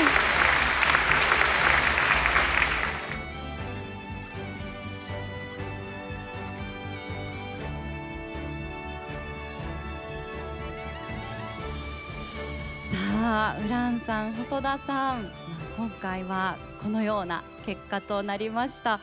ぜひ最後にお一言ずつお話をいただければと思います。まずはウランさん、お願いいたします。はい、今回本当に数多くの作品見させていただいたんですけれども、その企業さんや広告の会社の皆さんのクリエイティブだったりチャレンジ精神っていうね、すごく心を動かされて、私たちも今後その動画を作る中でクリックせず見るような動画だったり、短いけどインパクトがあって面白い動画っていう今後の動画に活かせるようなヒントたくさんいただいたなと思っています。で、今日受賞されたのは7作品なんですけど、ファイナリストの方々の作品本当に素晴らしいものばかりで、一つに絞るのに何回も投票し直した部門もたくさんありました。本当にファイナリストの皆さんには誇りを持っていただきたいですし、来年再来年とまた新しいチャレンジをしていただけたらなと願っています。そして今回このような貴重な機会をいただき本当にありがとうございます。受賞者の皆さん、ファイナリストの皆さん、本当におめでとうございます。ウランさん、ありがとうございます。それでは細田さん、お願いします。はい、改めて受賞者の皆さんおめでとうございます。そして受賞を逃した皆さん、きっと今はですね、審査員のことをぶん殴りたいというふうに思っている方もいるんじゃないかなと思います。あちらの最前列にいるのが審査員なので、後で詰め寄っていただければなというふうに思うんですけど、私も散々いろんな賞を逃して、その度に悔しい思いをしてきたので、その気持ちはもう痛いほどよくわかります。でネルソン・マンデラさんっていう方がいるんですけど、差別と戦ってきた方ですよね。唐突になんだよその名前というふうに思うかもしれないんですけど、その方の一行が僕大好きなんですけど、その方は、私は決して負けない、勝つか学ぶかだからだっていうことをおっしゃってるんですよね。で、物事は、勝つか負けるか Win or lose ではなくて、勝つか学ぶか Win or learn なんだということを、その方はおっしゃってるんですけど、私自身も振り返ってみると、意外と何かを逃した時の方が悔しい気持ちもありましたけど学んだなという気がしています。何が足りなかったのか、何がその受賞作品と違ったのか、どうすればよかったんだろうかっていうふうに妬み恨みながら考えることが、ひょっとするとトロフィーよりもすごく価値のあるものだったんじゃないかなというふうに思います。で YouTube に出てくる仕事っていうのはどんどん進化しています。来年ですね、ここで学んだ皆さんがまたパワーアップしたものをここの壇上にですね掲げている姿をぜひ想像したいなというふうに思ってます。ぜひ来年もですね参加してもっといいものを皆さんで作っていけたらなというふうに思います。今日は本当にありがとうございました。細田さんありがとうございます。改めまして審査委員長のお二方、ウランさん、細田さん、本日はどうもありがとうございました。ありがとうございました。どうぞお席にお戻りください。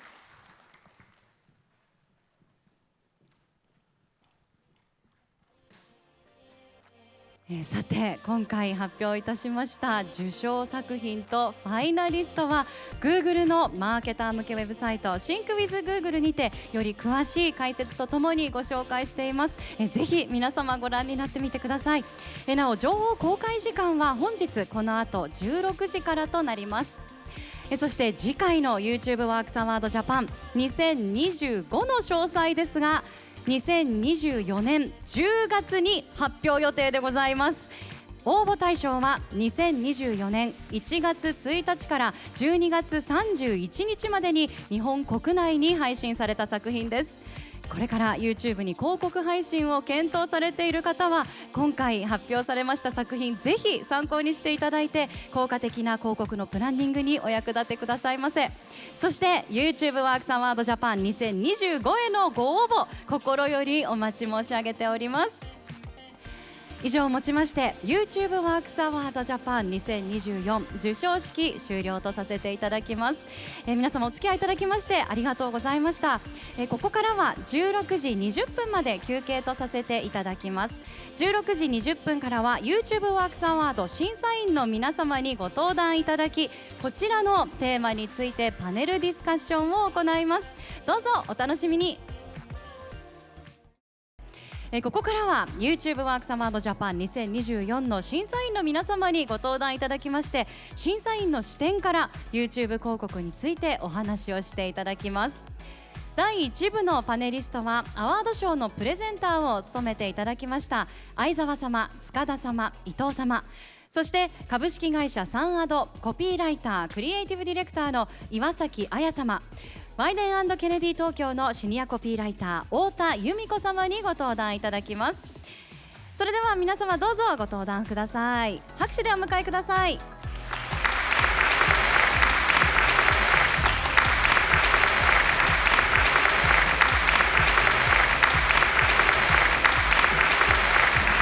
それではここからの進行は審査委員長細田様にご担当いただきたいと思います。それでは皆様よろしくお願いいたします。はい、皆さんご紹介ありがとうございます。ですね、少しリラックスして第2部をというふうに思っております。本当に YouTube の広告って便利になりましたよね。で、その便利になっているってこれ裏を返すと、お客さんからするとですね、ひょっとするとユーザーからしたら面倒くさくなってるかもしれないし、やり方を間違えると嫌われてしまうこともあるかもしれません。だからこそクリエイティビティが必要で、だからこそ人をエンターテインメント、エンターテインするようなアイデアが求められるんじゃないかなということを考えています。で、審査の中でもですね、本当に2日間けんけんがくがく話をしてきたんですけど、それをそのままここで再現すると本当に2日間かかってしまうので、ぎゅっとコンパクトにあの時のことを思い出しながら、話していきたいなというふうに思っております。それでは皆さんよろしくお願いします。よろしくお願いします。お願いします。お願いします。で、第1部ではまず YouTube でブランドは作れるのかというテーマについてお話ししていきたいなというふうに思います。YouTube ってどっちかっていうとプロモーショナルに使われるっていうことが多かったと思うんですけども、近年特に今年作品を拝見していて、どんどんその絆を作っていくとか、ブランドを作っていく、そういうような役割が大きくなっているなということを感じました。このあたりですね、皆さんのお話を聞いていけたらなと思っております。まずはこちらの作品をご覧いただきたいなと思います。本当にあった俺たちのモンストーリー、3つほど上映しましょう。お願いします。いやマジ頼む。またガチャか。ばあちゃんがやるか。いやばあちゃんがやるか。こうか。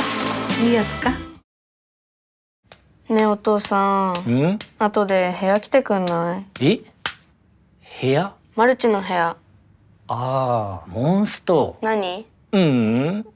ーイ。おい。はい。ちょいこっち来てくれや。あ、これ片したらすぐ行きます。いやおめえそれ一旦いいからよ。一緒に今すぐ来てくれや。加速してここに挟まって攻撃するといいんですよ。うわ、ありがてえな。おめえここの救世主だな。ジュース買ってやるからさ、また頼むな。はい、こちらの作品はですね、先ほどの授賞式でベストブランドリフト部門、部門賞を受賞しました。審査をリードしていただいた相澤さん、これどんなポイントがですね、評価のポイントだったんですかね。そうですね、このやっぱ最大の焦点っていうのがやっぱりブランドリフトを上げようとするといろんな手法で一過性にポンって上げることとかっていうのはできると思うんですけど、本当にこの長期目線でブランドを築いていっているっていう観点ってすごく重要ですし、この作品は特にそれができているなって非常に思いました。でキャンペーンって結構いろんな目的でキャンペーンで動画を作ったりしていると思うんですけども、どんな目的であってもやっぱりその先にブランドっていうのを築いていこうっていうところっていうのは非常にやっぱり大切にしていきたいなと思っていますし、なんかいろんな部門を審査する上でもなんかその観点ってすごくもう一度なんか皆さんでも考え直したなって思ったところだったので、本当に長期でブランドを築いていくっていうことが重要だなと思いましたね。ありがとうございます。まさにね、長期的に資するものって一体何なんだろう。YouTube ではよくブランドリフト、まさにこの部門もリフトっていうんですけど、リフトって一回上げてまた下がっちゃうみたいな印象もあるんですけど、今ね相澤さんもおっしゃっていただきましたけど、ビルドっていう方がもっと大事なんじゃないか。一回上げたものを積み重ねてどんどん高くしていく、その相乗効果があるもの、そういう広告ってどういうふうに作ればいいんだろうかということをですね、何度も議論したかなというふうに思います。太田さん、ブランドを作っていくという意味ではどうでしょうか。どんな点が優れていたと思います？そうですね、これカテゴリーとしてはソシャゲっていうところになると思うんですけど、ここのカテゴリーってもうこうやったら売れるっていう型がもうあるかなっていうふうに思っていて、何連ガチャみたいなやつですよね。でもなんかあえてその型を破りにいったっていうその気概といいますか、その心意気がまず素晴らしいなっていうふうに思ってます。でそれだけじゃなくてやっぱ仕上がりがとにかくいいなっていうふうに思っていて、本当にあったエピソードを使って作るって言うはやすしなんですけど、本当にあったエピソードって言うならばそんな面白くないっていうか、言っちゃダメな言い方悪いですけど、それを例えばさっきこの娘の部屋に入れてくれるみたいなハンバーグをペチャペチャ作ってるお母さんのカットを入れるか入れないかだけでも全然仕上がりって違うと思っていて、その仕上がりをちゃんといいところまで仕上げたところもやっぱいいなと思っているので、なのでその型破りをしに行った気概とクオリティを上げて仕上げたなんていうか腕力っていうか、その2つの視点でこの作品すごくいいなっていうふうに思ってます。ハンバーグくちゃくちゃのところそういう風に見てたんですね。面白いですね。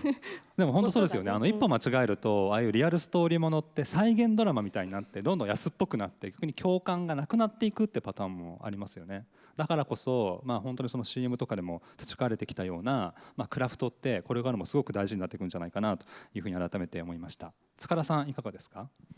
はい、お二人のおっしゃってる通りだなと思って、その本当にあった話をこうやって再生してるんだけれども、そのキャストとかその辺の演出に関してはすごく丁寧に作られているからこそリアルでなんかクスッとしちゃうみたいなところがたくさんあって、すごいいいなと思ってました。それでやっぱり私モンストやらないですけども、モンストやってる人もやってない人もなんかモンストやってる人たちってすごい愛らしくていい人たちなんだなって思わせる、そのブランドリフトというかブランドビルドというか、そういう力がある作品じゃないかなというふうに思って、そこがコミュニティを大切にしてるってところですごく評価できたなって思います。ありがとうございます。今のポイントもすごく重要なポイントだなと思っていて、僕たちターゲットってことを、すごく意識するんですけど、でもブランドを作る時って使う人だけが本当にターゲットなのかっていうのありますよね。使わない人がどういうふうに見るのかっていうのも実はブランドのすごい大事な視点なんですけど、行き過ぎたターゲティングをすると、そういう第三者が見た時に、そのブランドがどう見えるのかっていう視点がなくなってしまうかもしれないみたいなそういう話をしたかなというふうに思います。じゃあ早速次の作品も見てみましょうか。これも皆さんが大好きだったやつですね。どうせスキップできない広告ならペンギンの話。これも3話、ドロドロのストーリーを見てみましょうか。ではご覧ください。どうせスキップできないならペンギン。よもぎに彼氏ができた。実に10年ぶりだ。相手には持ち家が4つもあった。続きは隅田ペンギン相関図で。どうせスキップできないならペンギン。6歳のあんみつに友ができた。初めての友だ。その名は雨。まだ0歳。続きは隅田ペンギン相関図で。どうせスキップできないならペンギン。オスのカマンザは17歳下の妻にねだられ、よその家を奪おうとした。だが負けた。続きは京都ペンギン相関図で。気になりますね。見たくなりますね。この作品はブレイクスルーアドバタイザー部門、というですね、YouTube で新しいチャレンジをした、企業を表彰するというところで、部門賞となりましたが、どんな議論があったか少し振り返って紹介していただけますかね。これはじゃあ岩崎さんお願いしていいですか。はい、これもともとペンギン相関図はグラフィック交通広告で結構見たことあったなと思って、でもこの YouTube という新しい媒体でやるの初めてだったと思うんですけれども、結構長くやられていた広告だったので、そこからグラフィックの媒体から動画 YouTube ってところにアイデア移行させる時のその移行のさせ方っていうところがすごくそのまま移行させたというわけではなくって、その相関図の中の1対1の人間関係ならずペンギン関係ってところのすごく小さな部分にフォーカスをどんどん当てていったっていう、そこがスキップさせない、強制視聴をさせられるっていう、強制っていう言葉にはすごく嫌な気持ちがどうしても湧いちゃうんですけど、これだったらどんどん次見たくなるし、この最後の続きはって水族館でっていうところの水族館にちょっと行ってみようっていう気持ちを簡単に湧き起こさせるっていう、そこの仕組みがとっても上手だなっていうふうに思いました。ありがとうございます。YouTube 上ではね新しい試みだったんですけど、ペンギン相関図っていうものは結構長く愛されているコンテンツとしてあった、こうやって長く愛されているものを大切にしながら、その伝え方だけどんどんチャレンジしていく、そのあたりも一つブランドの作っていく秘訣なのかなというふうに思いました。これ伊藤さんもこれ推していたんじゃないかなと思いますけど、どうでしょうか。これは大好きですね。これスキップできない広告にまずはどうせスキップできないならっていきなり言ってくる感じっていうのがやっぱりストレートでいいなと思いました。でこれ私普段番組なんかを作ってるので、作りでいうと、これ間違いだらけなんですよね。あえて言うと間違いだらけ。どうせスキップできないならっていきなり逆説的に入ってくるっていう、一つの間違いをきっかけに、ペンギン関係とおっしゃいましたっけ。ペンギン関係というのはそもそも存在するのかっていう、その設定を急に持ってくるんですけど、これドロドロのドラマがあるって先ほどねおっしゃってましたけど、ドロドロのドラマが本来あったとしてもナレーションはだったらもう少し劇場型になるはずなんですけど、久保田さんのナレーションで非常に落ち着いてくるという、逆張りをたくさんしているようなものをすごく癒しの感じで仕上げてるので、なんかこれ作った人は結構狙いで言うと、ストレートなタイプというよりは結構裏をかいてしっかり計算してっていう、ちょっと性格悪い感じの方がでもなんかすごく作りが巧みで、見るものを非常に癒しに包んでるんですけど、実はギトギトの音を言ったりとかっていうのが、たまらなく面白いなっていう今思いますね。これテレ東さんで連ドラとかできないんですか？これはやらせていただけるんだったらですねはい、毎日でも、毎日でも、はい、毎日後でちょっと相談乗ってもらいましょうね。昼のドラマにね、毎日30秒ぐらいドラマ作ってみてもらったらいいかなと。もう一つ作品を見ていただきましょうか。ランドセル、こちら全部は見せられないんですけど、ちょっと途中までご覧いただければなと思います。では上映してください。茶色い色、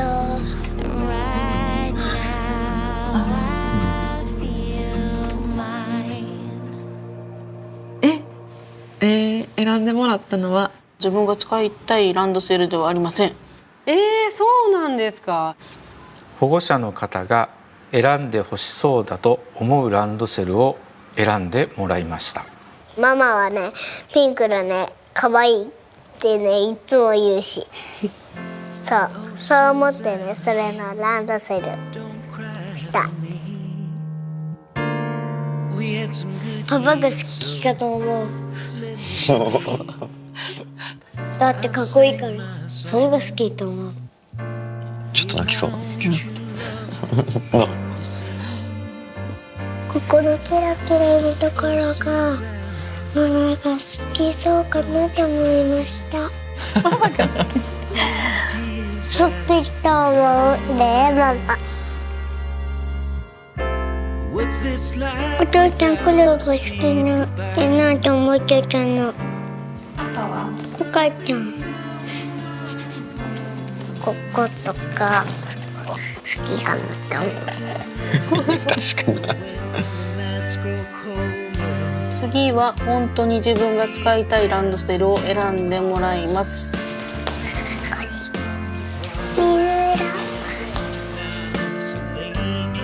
すごい喜んでる。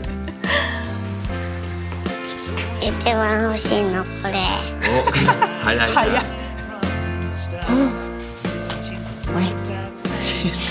これチョイス。気に入ったのつけてもらうのがいいですよね。ゾンビかな、犬のゾンビワクワクドキドキする。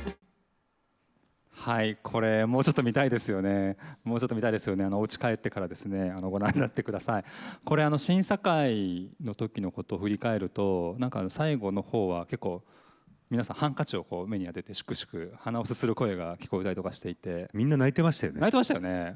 名前は挙げないで言うと、中川さんとか泣いてましたね。中川さんばっかり泣いてたよ。中川さん泣いてましたよね。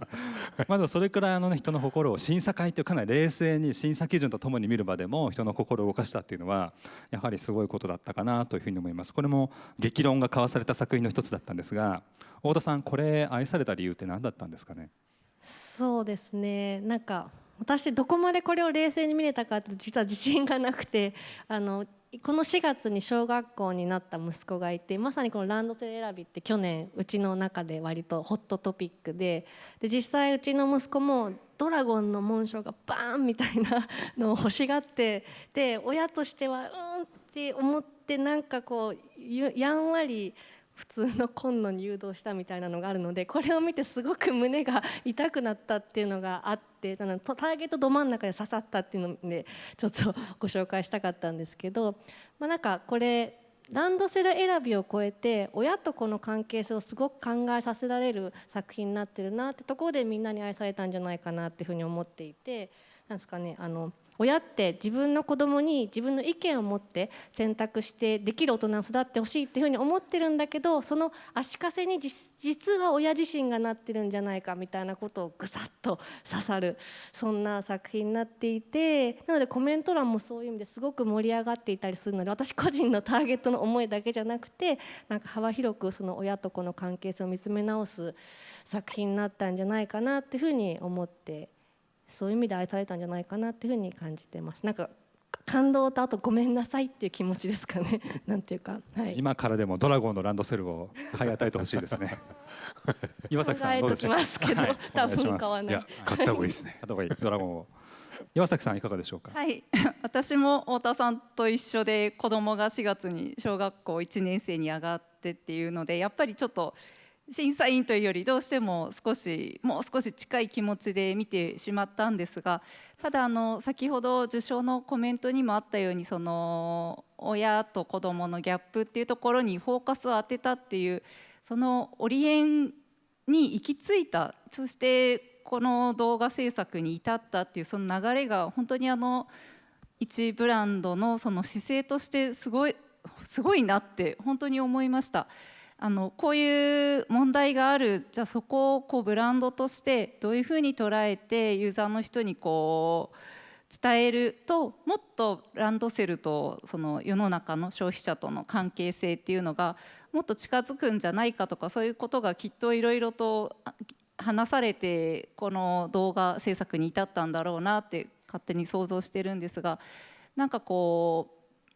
人と子どものその関係性ってところで、大人は辿ってきた道なので、子どもに対して特にその小学校1年生という新しい世界の扉を開ける子どもに対して失敗してほしくないとか、間違った道に行ってほしくない、こっちに行けばより良い道がきっとあるだろうって経験者として多分思って良かれと思っている。だけどその子はもう新しい扉をもう開きつつあって、大人の仲間入りなんだろうなって思うんですよ、小学生って。そこで子どもの意思を尊重しようっていうところを、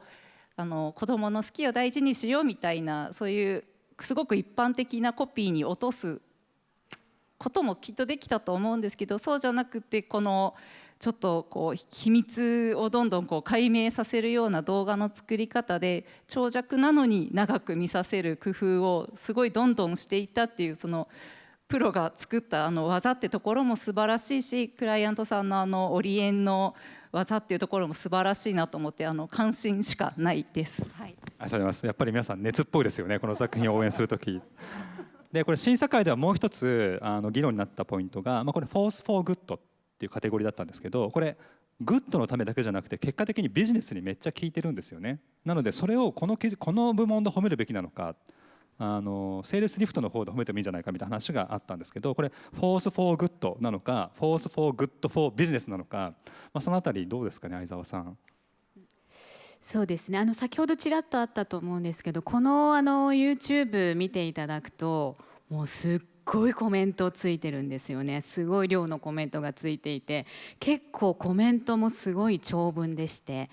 本当に、私もどちらかというとクライアント側っていうか広告主側なので、自分たちが広告を提供すると YouTube にどんなコメント来てるかなってすごく見るんですけど、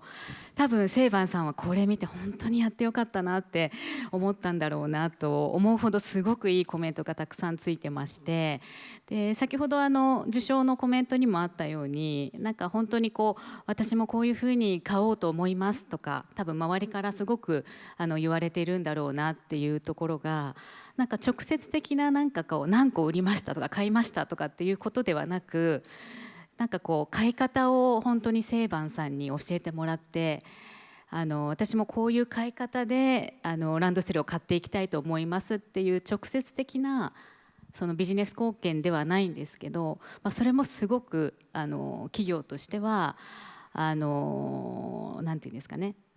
ビジネス貢献というかビジネス貢献に当たるなと思っていますので、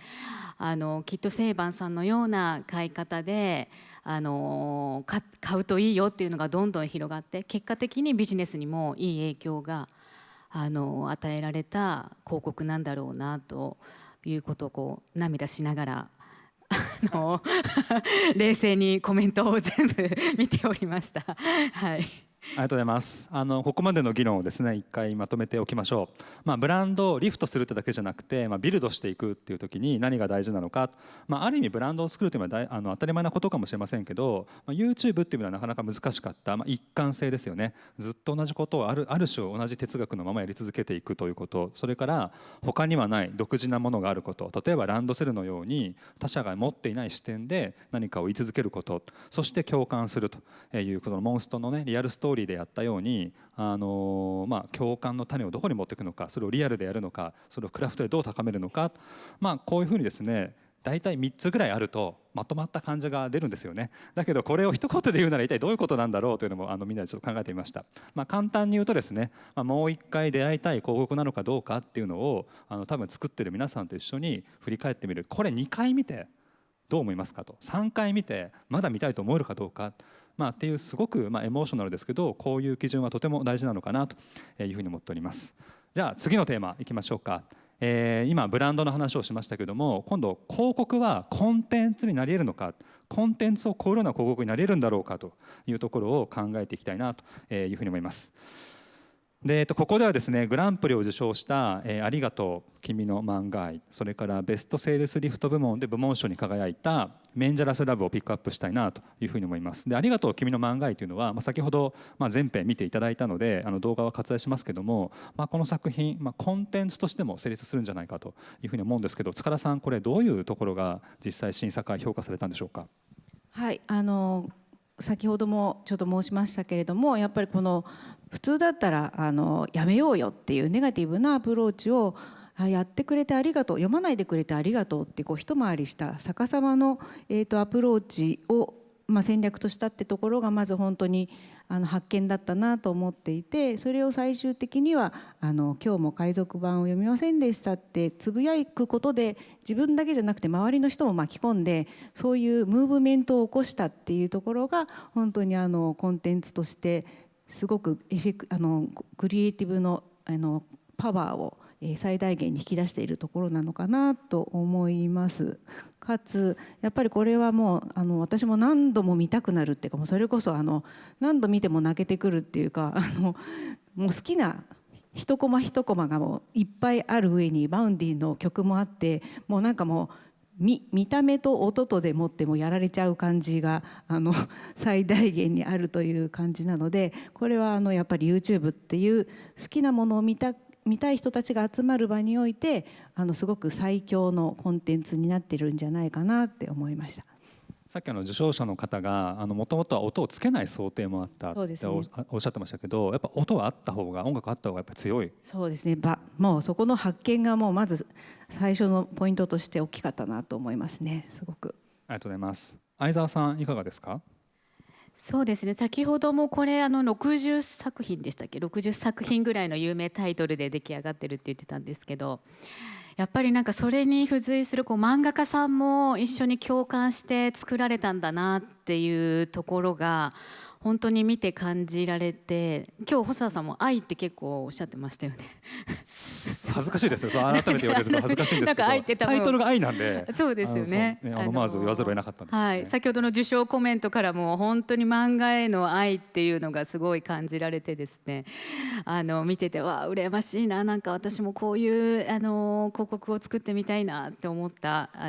作品だなと思いました。はい、相沢さん作られてると思いますけどね。愛にあふれたもの。はい、ありがとうございます。でも本当に起用して終わりって見えるものと、本当にアーティストもこれ前向きに関わったんじゃないかなって思うものって結構分かれる気がするんですけど、これはもう皆さんが前向きに関わったんじゃないかな、一つの方向に向き合ったんじゃないかなっていうことを感じさせてくれました。もう一つ時間がおしまいの時間近づいてるんですけど、メンジャラスラブに同じ愛というテーマで触れないわけにはいかないなと思ってるんですけど、メンジャラスラブもこれちょっとだけ見てみます。30秒だけ見てみましょうか。はい、セブンプレミアムプレゼンツ。したいんだろう、俺とエースニックなこと。この思いはバリカタなんだ。どっちかなんて選べないよ。味覚三角関係ラブストーリー、メンジャラスラブ。いっけない、遅れちゃう。私私はななみ、ラーメン大好き、高校1年生。また遅刻かよ。こいつは幼なじみの一風堂すする、クリーミーでマイルドなやつなんだ。本当にななみは豚骨なんだから。それを言うならポンコツだっての。こんな感じでまろやかな。トムヤムクンまでたどり着かなかったですね。トムヤム出てこないですね。トムヤム転校生のトムヤムクンまでちょっとたどり着かなかった。これもどっかでね見てください。これ岩崎さんどんな議論がありましたっけ？そうですね。この時まだ初日でちょっとみんな硬かったんですよね。審査員初顔合わせで。なんですけどこの部門のなんか議論でなんかこう一つになった記憶があってすごく盛り上がったんですよね。それは梶浦さんの三方よしっていうところで考えようってみんなちょっとそこにこう一つになって、でやっぱりこう売れるだけではダメだよねっていうところ、それがこうブランドにとっても、作り手の人にとっても消費者の人にとってもっていうところがすごく美しい結果として、このすごく見た目は面白い動画なんですけど、実はすごく美しい結果を残したんだなってところをちょっと審査でなんかみんなで一つになった思い出があります。そうでしたよね。そんな数字ばっかりでいいんですか、表現ばっかりでいいんですかっていう結構熱い会議議論があったんですよね。その辺の裏話は懇親会の方でですね、お話ししたいなと思います。これ塚田さん2つ共通してどうですかね、その広告がコンテンツになるっていうのはどういうことなのかなと、お考えですか？はい、やっぱり広告である以上結果っていうものもちゃんと重視しなきゃいけないんですけれども、それもちゃんと引き受けた上でやっぱコンテンツとしていかに愛されるかっていうか、そこをクリアしてないと YouTube というメディアにおいては全くスルーされてしまうので、何も残らないってものになってしまうから、まずはやっぱりそこのみんなに好きって言ってもらえるものを残すっていうことが一番大切なんじゃないかっていう議論をなんか最終的にはクライアントも含めてなっていったような気がします。ありがとうございます。広告はコンテンツになれるのか、実はもっともっとね長い会話もあったんですけども、ここに議論をですね簡単に、もう一つ伊藤さんにもせっかくですから番組を作っている伊藤さん、コンテンツっていう意味で言うと、これコンテンツもなってますよね、はい、なってますけど、やっぱり YouTube っていうプラットフォームはこれ何度も出てますけど、やっぱりエンターテインメント楽しいもの、それを見に来る人たちですから、先ほどバウンディさんもそうですけど、音楽、こういった今ちょっとねこのポンコツとか言いながらちょっとアホですけど、こういった面白いもの、ちょっとこうね我々のセンスがあるもの、昭和のアニメをベースにしてますけど、そういったことが好きな方たちには非常にこれもハマってると思うんですよね。でしかもこれ両方とも作りがうまいなっていうのは感情を揺さぶってくるんですよね。バウンディさんもそうです。最後ガーッと高まったところにちゃんと言いたいメッセージを、あとトムヤムが出てきた後にやっぱりこう争奪戦になるんですけど、実写に戻った後に美味しそうな面が出てくるんです。その時に美味しそうだなと思っちゃうんですよね。なんか非常によくできた本当にコンテンツになってるなっていうのはすごく感じました。はい。もう数々のヒット番組を手掛けた伊藤さんにそう言っていただけるとね、この業界、僕がやったわけじゃないんですけど、なんかすごい嬉しい気持ちになりました。ありがとうございます。楽しかったです。はい、広告はコンテンツになれるのかというテーマでここまでお話ししてきましたけども、簡単にまとめるとですね、次の言葉かなというふうに思います。愛と計算と。愛って言い過ぎじゃないかっていう指摘もあったんですけど、漫画愛ですからね、漫画愛が象徴的ですけども、やっぱりコンテンツへの愛があるってすごく大事だなと改めて思いました。ミュージシャンへの敬意がある、なんかとにかく数字を持ってるアーティストを連れてきて起用すれば再生回数伸びるだろうっていう態度は意外と見えるなっていうのが私たちね見てて思いましたよね。そうじゃなくてやっぱりこのテーマに賛同して一緒に作るんだっていう気持ちで、漫画の作り手もそうかもしれませんし、アーティストもそうだし、ただ愛だけで結果は出ないかもしれない、その裏にはですねすごく打算的な計算も必要なんじゃないかなということかなというふうに思います。そろそろお時間なんですが、これだけは言っておきたいみたいなことがある方いますか？伊藤さんありそうなんでちょっと一言。言えないですね。愛って言い過ぎだなと思いながら。ありがとうございます。ではまず第1部はですねここまでとさせていただければなと思います。皆様ありがとうございました。愛っていっぱい言っていきましょう。ありがとうございます。まだまだお話伺っていたいんですけれども、第1部皆様とはここでお別れしたいと思います。第1部のパネリストの皆様に今一度どうぞ大きな拍手をお送りください。ありがとうございました。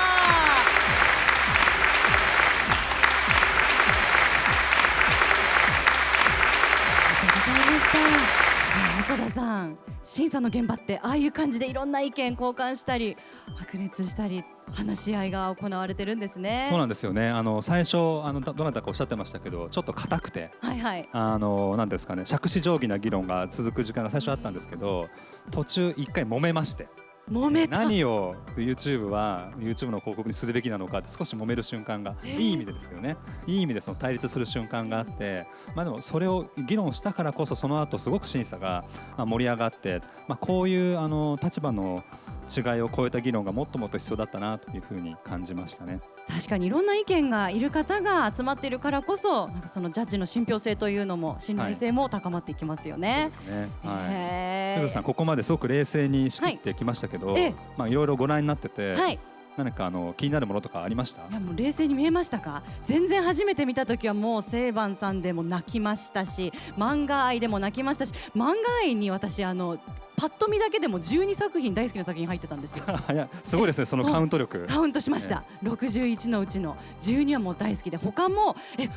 このシーンどの作品だろう、あれこれ何のシーンだっけって何回も見返してしまいましたし、ペンギンは私すみだ水族館も京都水族館も行ったことないんですけど、もうまんまとサイト訪問して相関図を熟読しましたし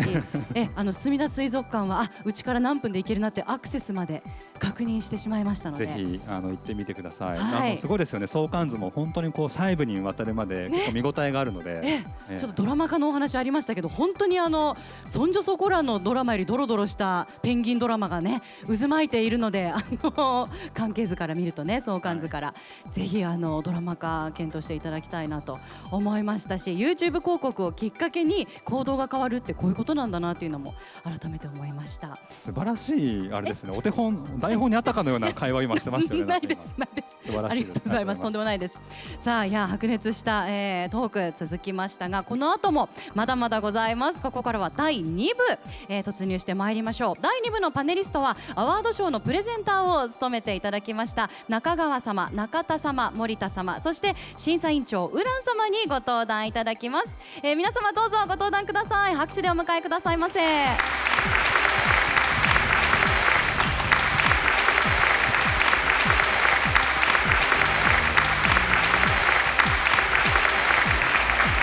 進行役は引き続き細田様にお願いいたします。それでは皆様お願いいたします。お願いします。どうぞお座りください。第2部ではですね、YouTube はもう一回実験場になれるのかと題しまして、YouTube の中でも比較的新しいショート広告だとかですね、あとは AI を活用するというようなことについてお話ししていきたいなというふうに思います。改めて皆さんよろしくお願いします。よろしくお願いします。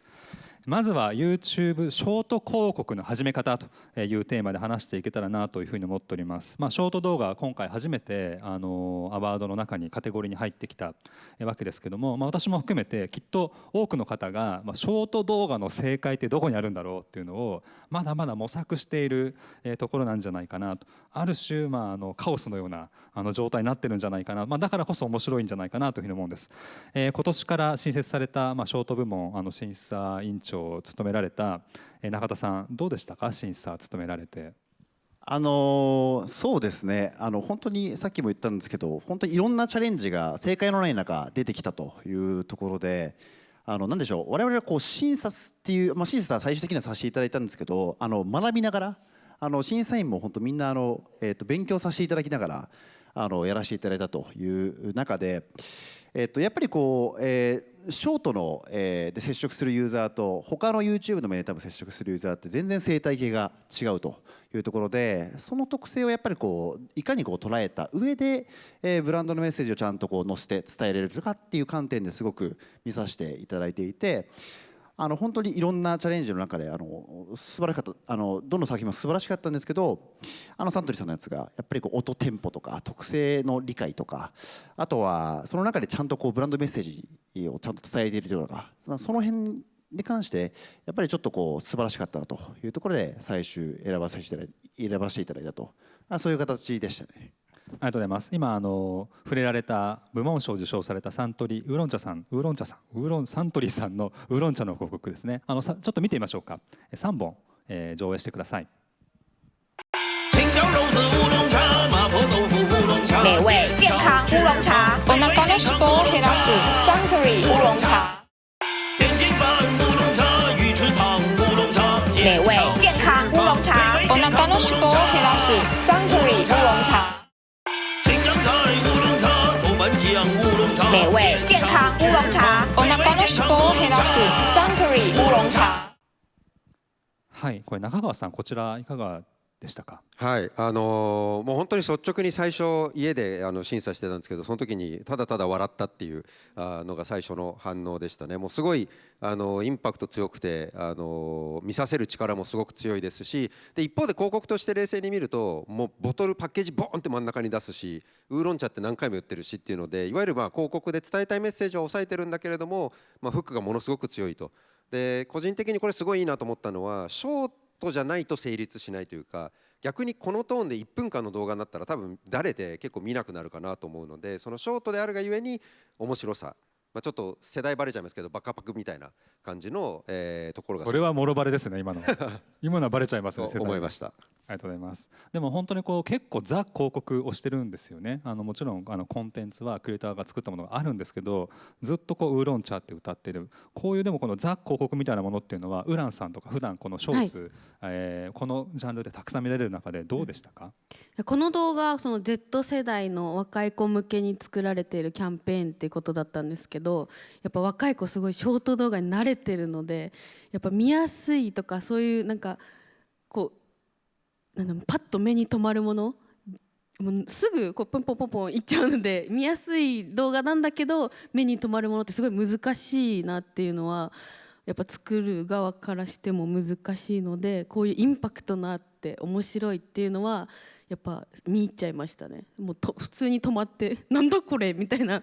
感覚で。であとやっぱ真似したいって思うような動画ってやっぱみんな結構探しているんですよね。若い子、これ次やったら自分もバズるかなとか、やっぱそこに視点があるので、真似したくなるような動画っていうのはやっぱ注目だなって思います。この大きさで見てて気づいたんですけど、下に注意書きで特殊な訓練を受けてます。これしないでねって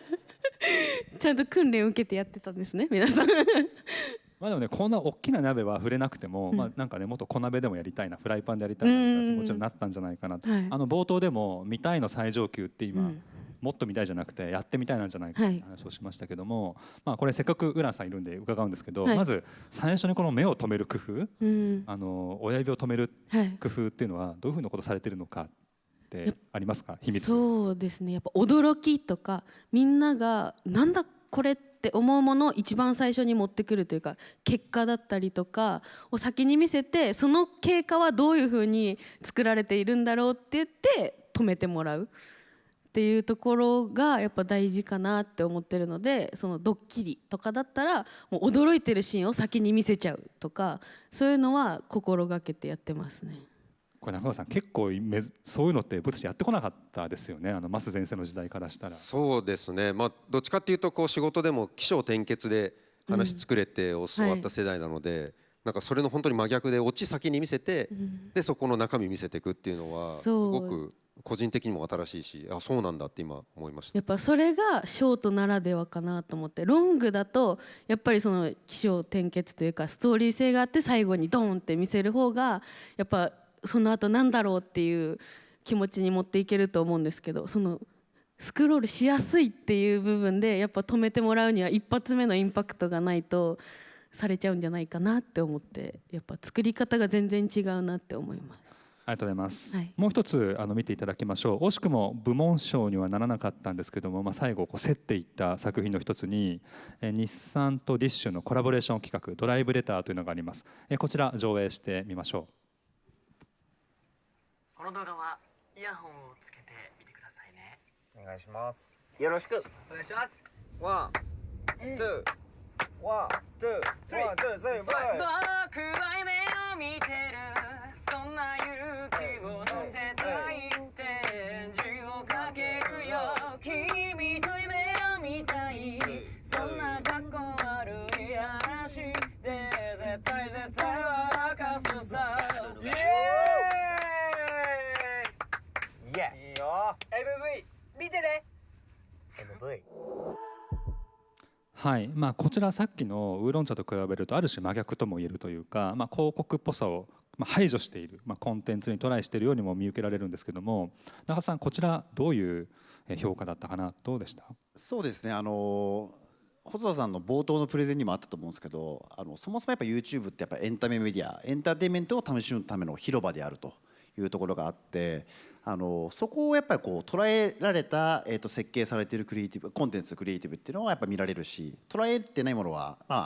前者と比較すると、見られにくいっていうところで、本当にそのエンタメメディアであるっていうところを、しっかり捉えた上で設計されているというのが多分西田さんのこの事例かなというふうに思ってました。はい、ありがとうございます。中川さんはいかがでしょうか？そうですね、本当にエンターテインメントというコンテンツでこっちは思いっきり引き込んで、最後にブランディングを残していくっていう作りかなと思ってまして、今この壇上で聞いててもやっぱりこうリズム取りたくなりますし、すごく没入感が高いコンテンツだなと思いました。ありがとうございます。ショートはできる限り事例を見せたいなということで、もう一つ、リクルートさんの作品も見てみましょうか。出会いってロマンだよな、ご覧ください。出会いってロマンだよな、リクルートは思います。ついにさらっと出会ったロッケンローがビビッときちゃって、ファンメンバーに出会ったり、出会った仮説がバチッとハマって信じる道定まったり、まったり鎖骨で出会ったり、歌と出会い髪色を変えたり、ファーストテイク流し見の一瞬で虜になって推しできたり、時には次元を超えて出会ったり、出会いが呼ぶ出会いが呼ぶ出会いがありえん奇跡を起こすこともある。未知と出会いつまずいたり、意志と出会い貫いたりね。さあ知らない世界を開けごま。出会いは未来をつなぐ橋かも。まだここにない出会いリクルート、まだここにない出会いリクルート。これもある種ブランディングなんですよね。ブランディングとかパーパスを伝えるフィルムをテレビ CM じゃなくて、ショートってフォーマットでやるとどうなるのかっていういい実験だなと思うんですけど、森田さんいかがですかね？はい、ショートなのに、ショートなのにっていうこと自体がもう偏見かもしれないんですけど、こんだけリッチなコンテンツを詰め込みまくっていて、思わず引き込まれて最後まで見ちゃったなというふうに思いました。なんかこう好きを邪魔しないみたいなところにとどまっちゃうこと結構多いと思うんですけど、その先の本当好きをより豊かにしてくれるみたいなところまで行っていて素晴らしいなと思っていて、で普段好きな感情を伴っているコンテンツだから、やっぱショートではなかなかたどり着けないぐらい深い感情を呼び起こしたりして、とてもリッチな作りになっていることで、本当に楽しんでるうちにいつの間にかパワーパスを深く体験できちゃってる動画っていうのが素晴らしいなと思いました。はい、かつての常識だとこの尺でこれだけの情報量っていうのはなかなかやらなかったんじゃないかなと思いますけど、これからはねこういう情報量の密度が大事になってくる、そんな予感ってありますかね？いや本当それありますね。スキップさせないって意味もそうですし、でもやっぱりすでに好きなものを活用することでちゃんとその距離感を埋めることができるから、このスピード感でも伝わるものがあったりとか、あとは余地が生まれてそれぞれが感じることでメッセージが完成するみたいなことも含めると、これぐらい詰め込んでいくみたいなことも、もちろんそれが流行っていくと真逆もまた出てくるとは思うんですけど、こういうやり方も一個素晴らしいんじゃないかなと思ってます。そうですよね。この真逆の本当に俳句のようなやり方みたいなのも出てくる、出始めていると言えるかなと思います。ウランさんとかいかがですか？はい、もう若者向けですごいかっこいい作品だなと思って、やっぱりその音楽もおしゃれですし、テンポも乗りやすいですし、自然と最後まで見入っちゃうような作品だなって思いました。なるほど。今自然に最後まで見入っちゃうっておっしゃってましたけど、逆に言うと不自然に思えて、ついついもうだよってスワイプしてしまうっていうものもあると思うんですけども。そうですね、本当に数秒なのでスワイプするものっていうのは、なのでやっぱ自分の興味があるものに関してはやっぱり長く見るっていう傾向というか、そういう人が多いんじゃないかなとは思うんですけど、でもさっきのサントリーさんの動画みたいにインパクトと面白さで引きつけるっていう、やっぱいろんなとこにいいとこがあって、どっちを取るかっとかやっぱそのものに対してどのコンテンツが合うのかとかすごい探るのってすごい楽しいなって思いましたね。ありがとうございます。はい、どうですか、中川さんとかこれからどんどんもっとショートを使ってみたいなとか、こんな実験してみたいなとかってあったりしますか？そうですね、なんかいろんなクリエイティブ複数出していって、でその中でどれを最適化していくかみたいなところの実験場としてショートっていうのはすごい面白いんじゃないかなっていうのは、今回私も正直不勉強でそこまで知ってるわけじゃなかったんですが、逆に審査に携わらせていただいて、こういう使い方できるなっていうのはすごく思いましたね。決して短いから制作費が安いとは思ってないんですが、でもなんかこういろんな本数作っていろいろ実験できると面白いかなと思いました。ありがとうございます。中田さん、ここの会場に完全に気抜いてましたよ。すいません。完全に気を抜いてるんじゃないかなと思って当ててみたんですけど、この会場の皆さんに、ショート広告はこう作るんだっていうのを何か一つでもアドバイスするとしたら、どんなアドバイスありそうですか？結局2つしかなくて、多分その結局特性をまず冒頭から言ってますけど理解をするということだというふうに思ってまして、やっぱりこうがっつりこう動画を見るっていう感じよりはこうパンパンこう情報消費してるタイミングでいかにこう止めて見てもらうかっていうのを、それが特性なのでショートのそこをちゃんと理解するというところと、そこの中にやっぱりこう広告なんでメッセージをちゃんと入れていかないといけなくて、そこが多分クリエイティブのジャンプというか設計の部分だというふうに思うんで、特性を理解するのとその中にちゃんとブランドメッセージをちゃんと入れ込むみたいな、そういうところかなというふうに思ってます。そうですよね、まさにそこが本当に悩みどころだなと思っていて、ショートとして心地よくて思わず見てしまう動画と、その本当に伝えたいことを残す悪の強さだったりとか、ある種こう邪魔しなきゃいけないものっていうの、そのバランスをどうやって取っていくのかな、このせめぎ合いってまだまだいろいろアイデアのひねり出す余地があるんじゃないかなというふうに思っています。もう一個ウランさんに聞いてみたいんですけど、途中でその真似やってみたいみたいな話あったじゃないですか。今のこのショートの文脈の中でやってみたいとか真似したくなる、ミームを作っていくみたいなことをもし私たちがやりたいと思った時に何か意識すべきことってあったりしますか？なんでしょうね。でも私がその動画を作るのにやっぱ本物のというかリアルな声を聞いて作るようにしていて、やっぱ私たちが作って見てほしいものと見てくれる方が見たいものって全然違かったりとかするので、やっぱそのリアルな声を聞くっていうのは本当に大事だなっては思います。ありがとうございます。こういうコンテンツクリエイターの皆さんもね、本当リアルの声を聞いてやってるってことですよね。ありがとうございました。一個完全にオフスクリプトで台本に何もないんですけど聞いてみたいんではい、大丈夫です。補足で、ミーム作る時って真似しやすい簡単なやつと、ちょっと苦労しないとできないだから自慢したいパターンのやつと、あとどっちの方がバズりやすいんですか？いっぱい数が出るのは本当に真似しやすいものだと思うんですけど、そこにやっぱインパクトとかあるとそれをできた人がすごいって思えるようになるので、その何を伝えるかによってやっぱ使うものが違くて、本当にリズムと言葉だけだったら同じ言葉繰り返してればみんなが口ずさみたくなるみたいなのとか、逆にすごい難しい動画ダンスとかを見せてこれチャレンジしてみてよみたいな、君できるみたいな挑戦心を煽るみたいなのとかもあったら、いやできるしみたいな感じで載せてくれる人も増えたりとか、だからそのジャンルによって多分違ってくるのかなって思います。すいません、ありがとうございます。ありがとうございます。ウーバーイーツで何か流行らそうと。楽しみはないです。ありがとうございます。ちょっとここの項目だけ簡単にまとめますね。先ほど中田さんもちょっとまとめていただいたんですけども、親指を止める、その瞬間的に何これって思わせることと、それからずっと心に留める、親指と心に留める、この両立ってすごい難しいなというふうに思ってます。で、そのすぐに人を引きつける、その瞬間で人を引きつけるということと、ずっと忘れられない何かを盛り込んでいく、このバランスをですね、作る人は意識していくべきなのかなというふうに思いました。では最後のテーマに移ります。 AI 活用の可能性ということなんですけども、これせっかくなので会場の皆さんにも聞いてみたいんですけども、個人の業務の中で AI を使われている方ってどれくらいいらっしゃいますか？チャット GPT とかですよね。アウトプットじゃなくてもそうですよね、結構手がかかる。これ最終的な、マーケティングや広告作りで AI を活用したっていう方ってどれくらいいらっしゃいますか？かなり減っていくんですよね。だからこうやって見てみるとまだまだ AI を実践に使っていくっていうのはまだまだなのかなというふうに思います。そういう意味では今回のアクションドライバー部門で受賞されたドコモさんの作品っていうのはまさに AI 活用、裏側にもう盛り込んでいるものだと思うんですけど、簡単に事例を振り返ってみましょうか。では、バック上げセレクション上映してください。動画の途中ですが皆さんにお知らせです。ドコモの爆上げセレクションならこちらの人気サービスが毎月お得に楽しめるんです。ギガが心配になるあなたもドコモの料金プランエクシモならギガ無制限でこの料金。あなたの見たいコンテンツがお得にストレスフリー。皆さんもエクシモで爆上げ。お申し込みはスマホで完結。今すぐサイトへ。はい、ありがとうございます。中田さん、これどういうふうに AI が活用されていたのか簡単に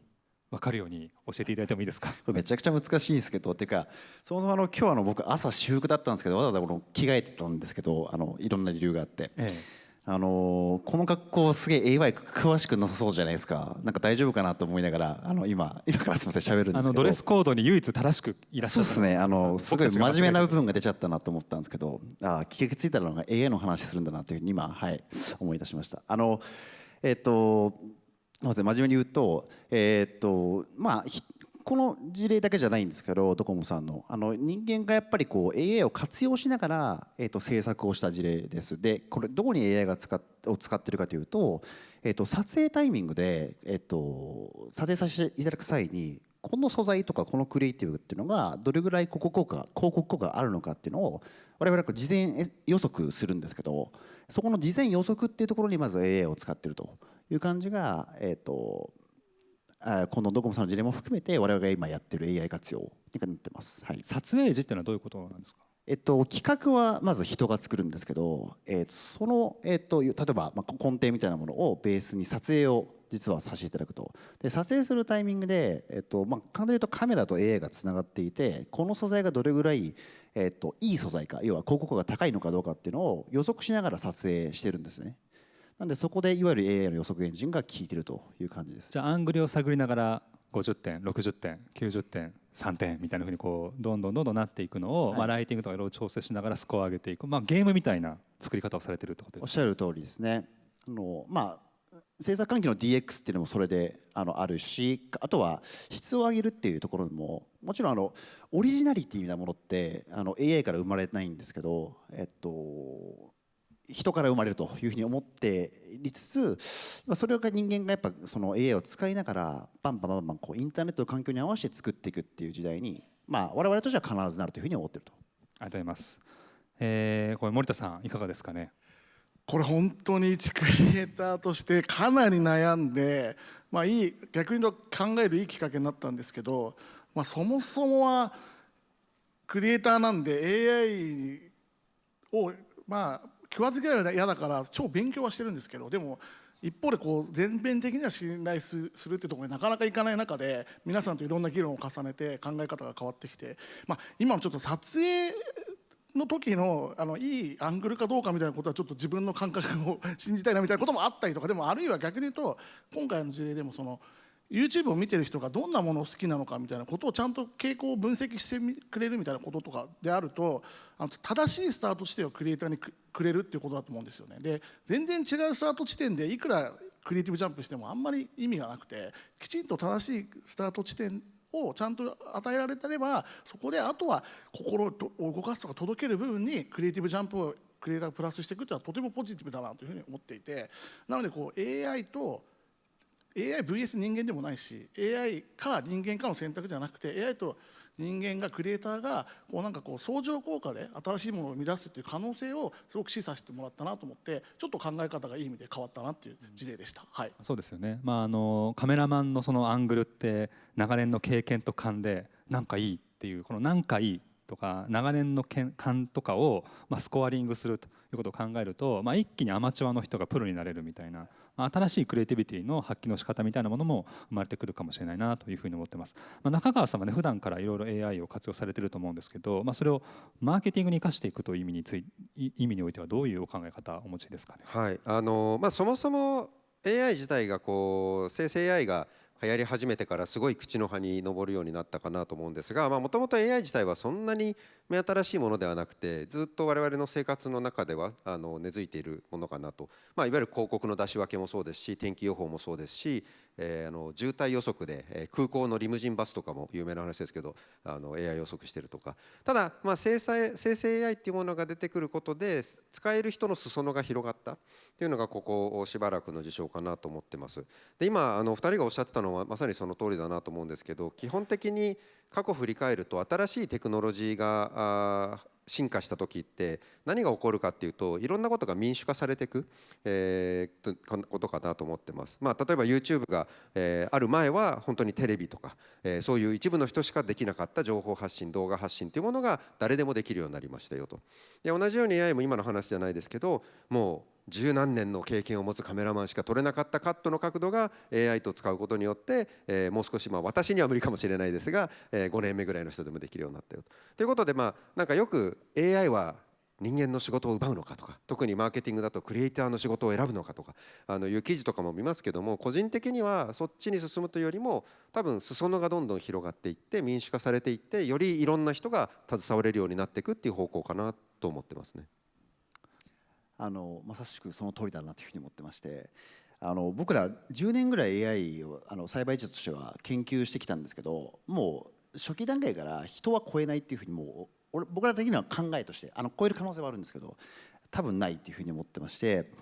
あくまでツールの一つであるっていうふうな認識の中でやっぱりっていうふうにしていかないと、多分世の中は均一化するんですよ。効率化の最大限の世界って面白くないじゃないですか、そんな世の中。なんであくまでもジャンプとか、いわゆるコンセプトとかオリジナリティはやっぱ人間が必ず作っていかないといけないし、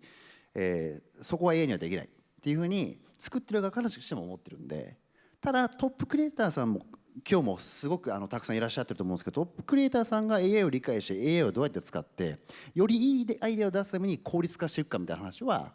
理解した上で使っていくべきだというふうには一方で思ってると、そんな感じです。はい、ありがとうございます。ちなみに2030年の極み AI はどこまでできてるって思います？個人的に。ですね、広告効果を予測するっていうところは今やってることです。であとはさっき途中で言いましたけど、制作環境の DX みたいなのがあって、例えばクリエイティブチックみたいなところも正直 AI でやれちゃうよねみたいな話があるかなと思ってます。であとは僕らは結構場所を移動せずに背景 CG でリアルタイムレンダリング、リアルタイムレンダリングっていうんですけど、合成しながら撮影すると、場所を移動せずにいろんなパターンを作るみたいなこともやってて、それも結構 DX だという、それも AI 使ってますというところで、もちろん広告予測の効率を上げていくっていうのはもちろんなんですけど、それ以外の制作環境の DX みたいなのが多分かなり手こ入れしていくという感じですね。そうですよね。今もなんか編集の中でちょっとここが変だなっていうのを AI でピロってやるとすぐ治るみたいなのがあって、やっぱり結構ここは変わっていきそうだなという気がしました。まだまだ話足りないんですけども、ここでお時間が来てしまいました。AI についてはですね、これから多分いろんなことをやっていくんだろうなというふうに思います。けれどもやっぱり実験しないことには何も進まないので、次のページいきましょうか。ベータ版でしかない、常に私たちがやってるものはベータ版なんだというふうに思ってみましょうと。で想定しうる最悪の失敗は何なのか、一番のリスクは何なのか、それが許容範囲だったらやってみようよっていう、そういうそのベータメンタリティみたいなものを私たちがやっぱり持っておくべきなのかなというふうに思います。YouTube はそういう意味では実験ができる場所だと思いますし、Google AI が配信の最適化みたいなものもやれるようになっていますよね。なので多分一番手軽に使える、AI っていうと、ひょっとすると皆さんにとっては Google の AI とか、配信の AI みたいなことかもしれません。10年後20年後を見据えてですね、新しいテクノロジー、新しいフォーマットをうまく使ってブランドの未来を作っていければなというふうに思っております。皆さん今日はありがとうございました。ありがとうございました。ありがとうございました。以上で第2部のパネルディスカッションも終了とさせていただきます。パネリストの皆様、そして進行を務めていただきました細田さんにも今一度大きな拍手をお送りください。貴重なお話ありがとうございました。